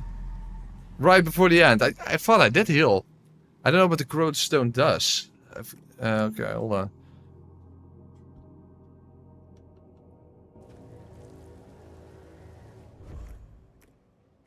So what's this paradoxical scripture? Stasis and grants fit. What the hell is stasis? Distorts time, slowing the target. Oh. Slow effect. What other Souls game has that? I know Code Vein has it. Other than that, what? Is there another Souls game that has slow down? Because I think I remember something, but I don't know. Not for sure. Not sure.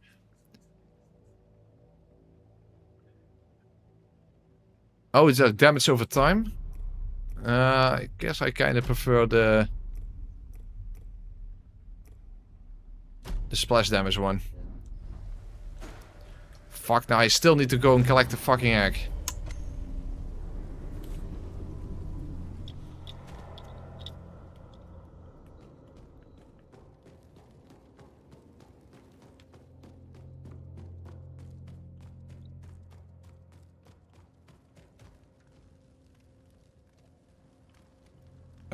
The fuck? I got stuck behind that thing.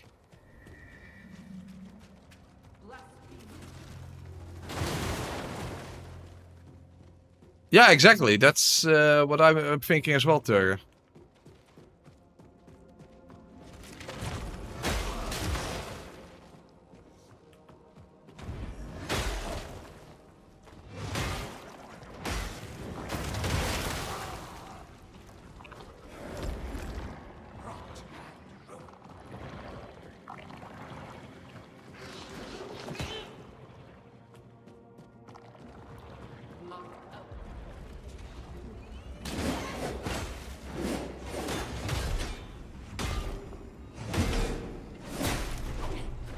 Okay, at least I survived.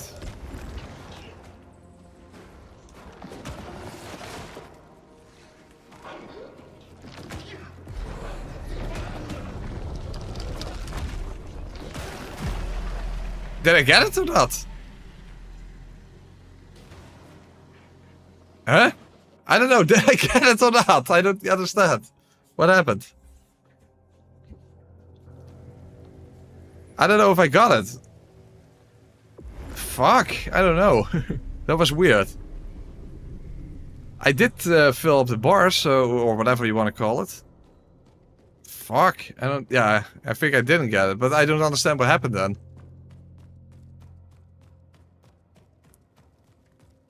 You had to hold X, and I did, so... Well, that's fucking lame.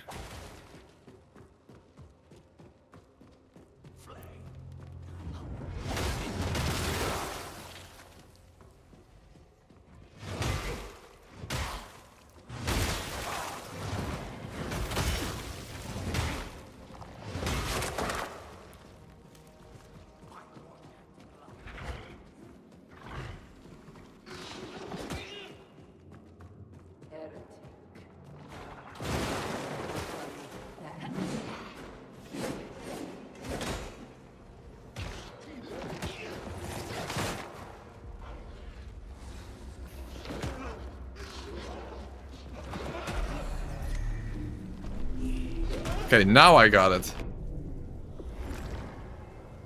The dungeon will feel more visually distinct with help. Yes, I agree. I definitely agree there. Oh, we have the mini boss with the sheep. That was also very weird. You can actually turn into a sheep. How does this work again? Oh yeah, you have to attack...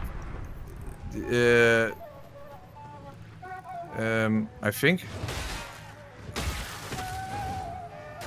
Oh fuck, Alicious. Not good.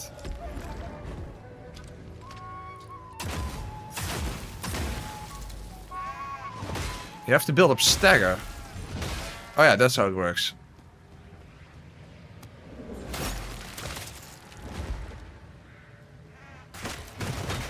Oh fuck, not good.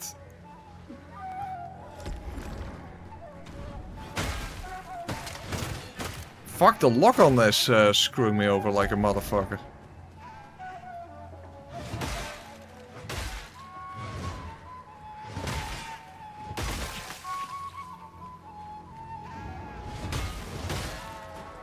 No, they have to be glowing red. Okay.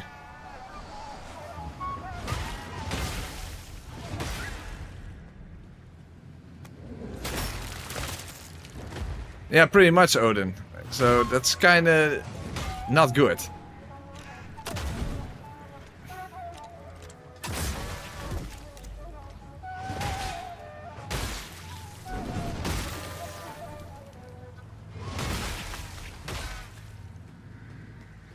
He definitely has more health than in the demo.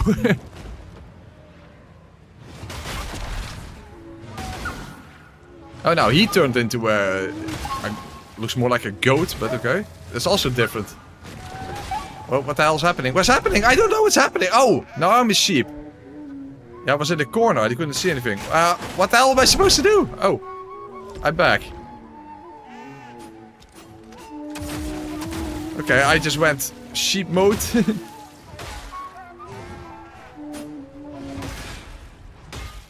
Quick.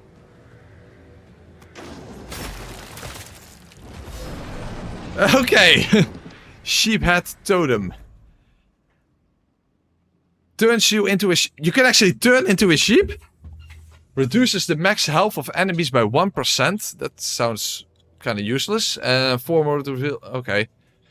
What the fuck? When the sheep first returned to Fanewild, many rejoiced. They gave thanks to the herders who shared their bounty. They hardly even noticed when their neighbor began to disappear. Why worry when your belly is full? Well, that's helpful. Okay. So you can actually turn into a sheep and that's useful for something? It's not a tar stone. Equip as active?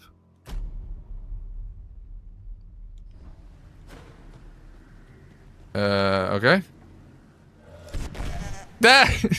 Okay, I'm a sheep. I can attack. Oh boy. Sheep only playthrough. Okay, yeah, sheep only challenge is going to happen. You just flail around. Wow, the game definitely looks almost impossible. Like, well, you can still dodge. Okay, yeah, sheep only playthrough is going to happen. Yeah, not from me probably, but holy fuck. Okay, yes, you can beat the game as a sheep. Oh boy, well, this is awkward. Oh, but you can dodge. You have a dash and you can attack. Fuck, delicious. Okay. Well, that's a thing. And... equip is passive. Reduces max health of enemies by 1%. Well, it's not exactly a lot. Like, is it something else? Oh, let's check the damage. That's a good point. Okay, let's equip it again as active. Okay, let's first go back to the beacon. Let's see.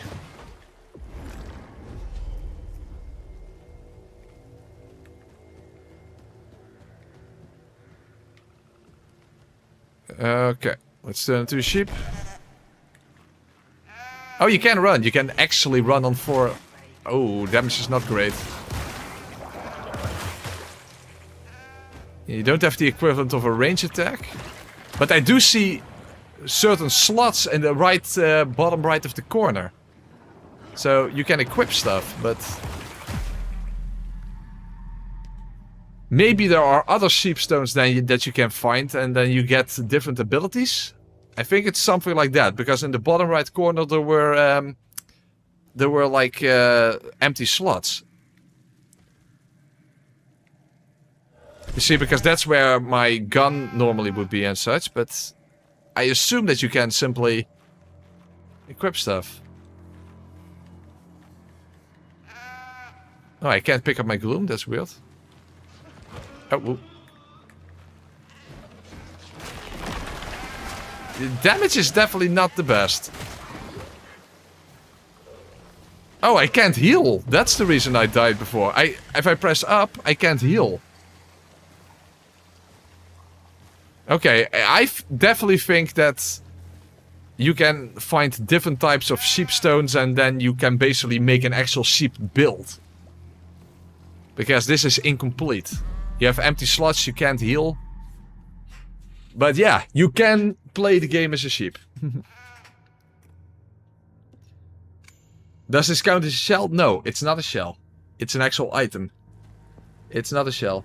Why did you start the stream so early? Because the game literally came out at 3 o'clock in the afternoon. Not the best, but not completely awful. Well, you can run at least. So traversing is actually quite decent. It is an interesting concept, that's for sure.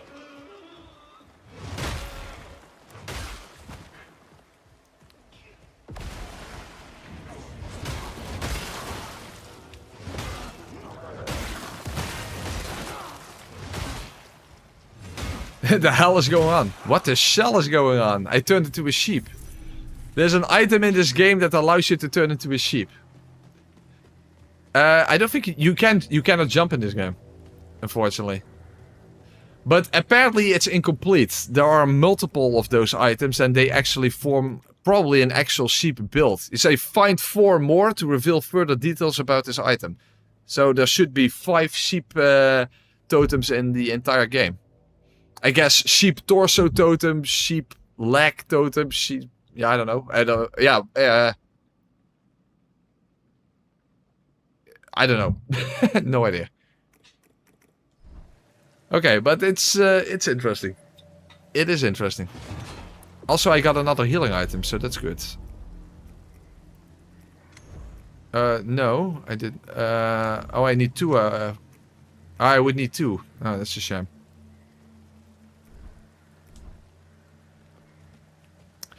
Alright, let's quickly deal with the boss, and then I'm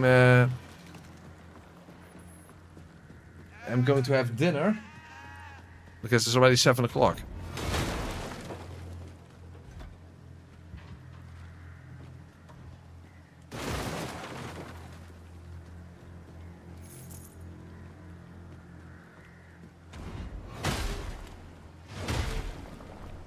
Oh, let's just get full resolve. I already have that. Yeah, that's where we're going now, Kaz. That's where we're going. The matron will not be pleased. She once protected these lands. The eggs, too. Until she, by some strange Tentacled creature. Basically, oh, she's actually in the wheelchair because she was maimed by some sort of a weird tentacle creature. Okay, and that's also how she lost her hand. with the help of those frog lickers. But frog lickers? You'll see. You'll see. Well, even though you wouldn't think of it, it's probably the case that the fat lady in the wheelchair has some tragic backstory or something. Hey, it's a Souls-like, so what else would you expect, right? Did I pick up those needles things? I think I did, right? Because that's for the blacksmith. That's to upgrade tar stones, so that's pretty important. Yeah, this one, etching needles. Frog lickers. I do not wish to lick a frog, to be honest, but fair enough. What's this? Unlock shell summon. Oh, you actually have summons in this game. Okay. Well, we're not doing that, but okay. Summon Smirt. Smirt? Okay. Smert. Well, we have snert over here. That's pea soup. We call it snert. Echte soup, but there's a different word for it. It's snert. Anyway. Okay. We have the fat lady in the wheelchair with the gun for a hand. The most American boss ever designed. Oh yeah, and we have the plague babies from Demon Souls, unfortunately, which is kind of annoying because he can summon those, and that turns the fight into one hell of a mess.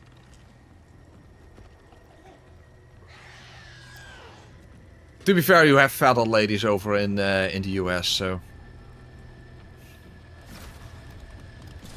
with worse hygiene. A rocket-powered wheelchair. Whoa, my damage is actually much lower than expected. Fuckalicious. Whoa, fuck. Whoa.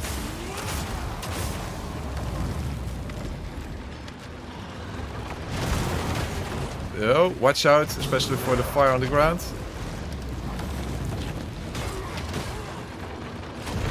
Whoa, fuckalicious. I think she's moving a bit more aggressively in this than in the demo. Holy crap. Damn, I already used all my healing items. That's not good. That's not good. Uh-oh. The plague babies. I prefer the dino babies.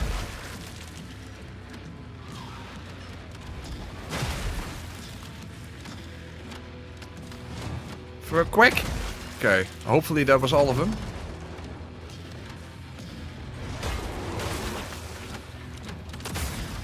Just problem starting her. Oh, okay, nice, yeah.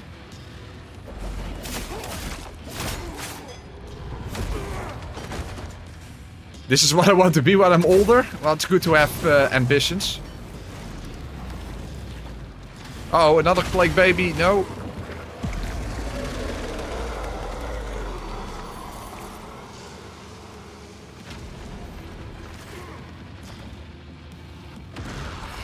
Ah, she can actually shoot plague babies. Fuck! I think that's different than in the demo.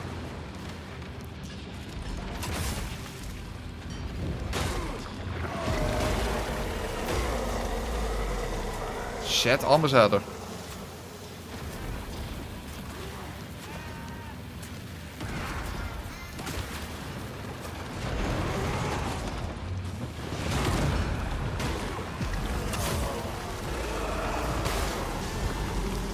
No! Oh, one more hit than I had her. What the fuck? One more hit than I had her. One more hit. Fuckalicious. Almost had her. I even survived the plague babies. Okay. Well, it was close. It was close.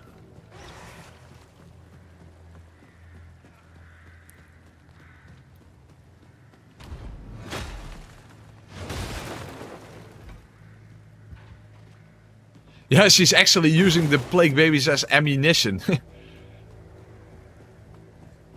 I guess that's also very American. Okay. Well, we almost made it through, so we should be able to do this. But I think she moves a little bit different in the full game than in the demo.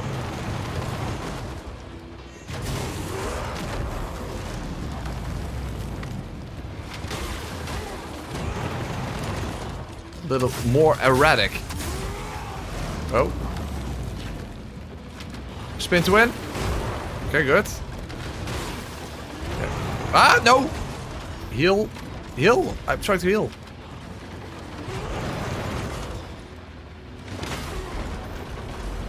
I don't know what actually builds up stagger on her, but fair enough, it is what it is.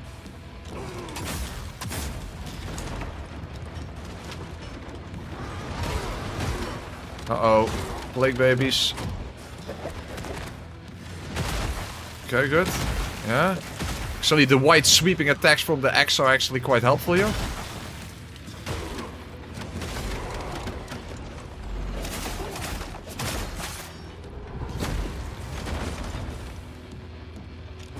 If I change it to into a sheep, she would probably eat me, so that's probably not a good idea.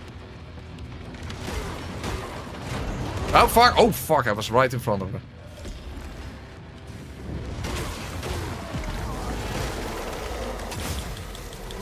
I could have finished. I don't have resolve. What the hell? I'm stuck. What the hell? No. Jump attack. There we go. Okay. A really good time. Brilliant. Magdalena's Memento. There we go. Consume 100 resolve to rise into the air and unleash a flurry of ruthless strikes. The problem is that apparently only works on the axe and dagger. As you can see underneath it there, you see the weapon types. It's not applicable to this weapon. Each strike inflicts 2 weak stacks. Weak affected targets deal less damage. Oh, so it's basically like wind in Neo. Affected targets deal less damage. Okay. Okay. Why your character look like that? Because I play without shell. This is what the Harbinger looks like without a shell equipped. Also, although you can change the appearance somewhat. Yeah, you have the shades. So I can turn into a Skeleboy. This is just how it looks regularly. I was now in the dark form, but to be fair, that looks way too similar. And in this light, you can't even see it at all. And you also have the red form. The red one might be better. Let's see what the Skeleboy looks like. Well, I definitely look very fragile like this. Well, the whole game is trying to bone me. And with this, in this form, everything will be a marrow victory. But, yeah, I don't know. Let's not put the cartilage before the horse.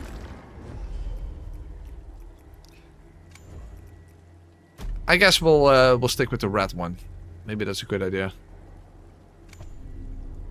Don't give up, Skeleboy. Don't give up, skeleton. Well, we at least can have a skeleton of fun like that. I guess the red one kind of sticks out a bit more.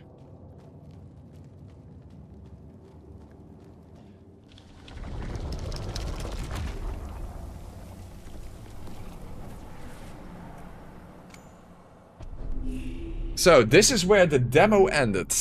This is where the demo ended. Come forth. Yes, you know your purpose. Not really. By the way, that is the undermatter. But what the hell is it supposed to represent? Looks more like a thumbprint or something, but... I don't know what it's supposed to represent. Hold on, let's walk underneath it. I can't.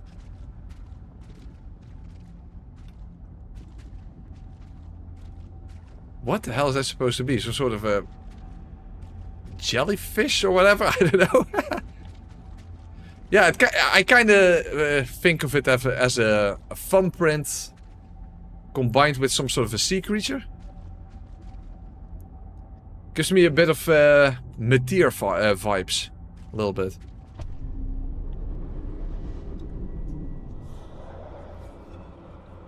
Alright, so that gives us a special ovum. But what the hell does that actually do?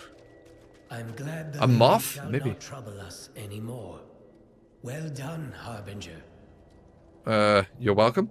You slayed an ovum thief. I knew you were the one. I am unworthy.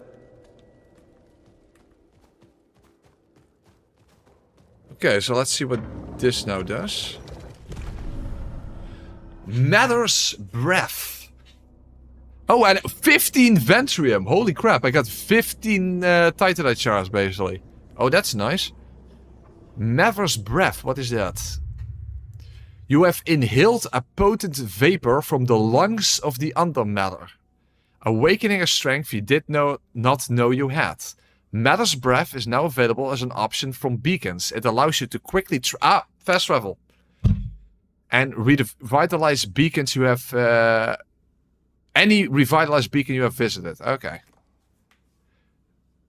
Matter's Breath can cleanse corruption, revealing... Ah, so that's how you do the hidden pass. It's not that you have to collect individual eggs. You just have to collect the egg of that boss. Oh, okay.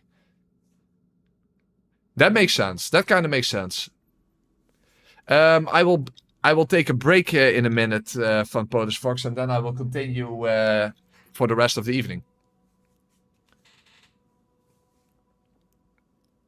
And okay, so that's how it works.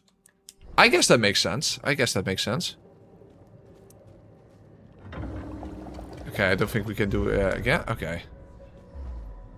Alright. Welcome to my humble shop. I don't think he has anything new. For a price, of course. Materials, a whole bunch of Ventrium. Rare findings. This I might as well get. What the hell is this? Martyr's Ash?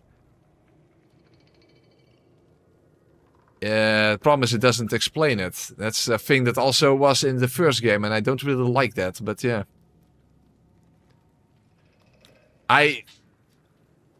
Maybe Remains of Frozen Martyrs. This protects, this protects against fire, this protects against ice, this protects against bleed, and this protects against lightning. I guess that makes sense. Starstones. Oh yeah. Charge light attack, which is kind of interesting. Okay, I'm gonna buy that one. Sell. Ah, coin of Mammon. Okay. Anything tickling your fancy? I don't like to have my fancy tickled specifically. Be seeing you again real soon, I hope. Again, strange turtle. Okay, well, given that I have a lot of upgrade items now, and it takes probably is going to take a while before I can find the the Zweihander. Oh, hold on, that's right. Those needles that allows you to actually upgrade tar stones. Well, let's go. She's got a real smile for her.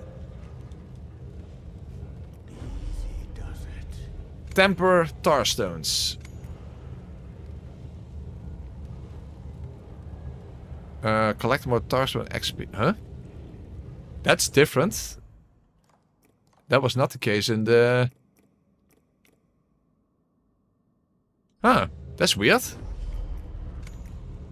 In the demo, after you got to this point, you could simply upgrade them. You don't have any tar stones ready to upgrade. Collect more tar stone XP by defeating enemies? What the hell does that mean? I don't even know what that means. That was not the case in the demo. But yeah, a lot of things were not the case in the demo. Oh, hey, Babse. How are you doing? Hey, you were also streaming during the day. A press stream during the day. How impressive. Yeah, I'm actually going to take a break now so I can have dinner. And then I'm going to continue with the second stream for the rest of the evening. After all, we haven't made that much progress yet, so... But thank you for being a member for 26 months, Babse. Also, I hope you enjoyed your Dark Souls 2 stream. But given the fact that Dark Souls 2 is your favorite game, you must have enjoyed it very, very, very much. You wish for another. Randomizing your favorite game of all time. That does sound like a recipe for instant success. I even got in. You did it? Ah, you're just joking. Got in between. Fucking hell, this guy is such a creep. The thing is, I don't know if you can kill NPCs, and I'm not going to try in case that, just like in a Souls game, that locks you out of stuff, so... Oh, before I go and get dinner, let's see if that tunnel is now suddenly here. No. It may sound, but the blessed I shall even... It is my great... I assume maybe you get like, I don't know, a pickaxe or something, and that you can give to this guy and then he will carve out the tunnel? I don't know. I have no clue. Also, let's quickly check if Sester Janessa actually gets new things or if she's just a training dummy.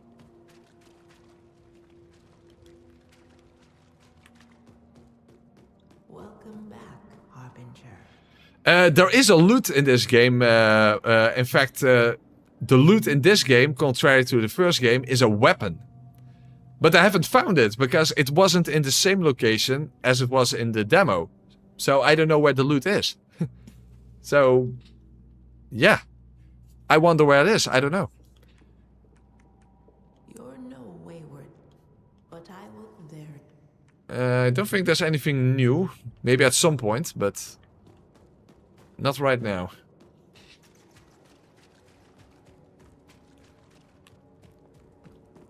Okay. Okay, guys. First, I'm going to get some dinner, and then we're going to... Oh, hold on. Let's quickly do this. Okay. That made my healing more effective. And at least we can fast travel now. That is definitely very helpful.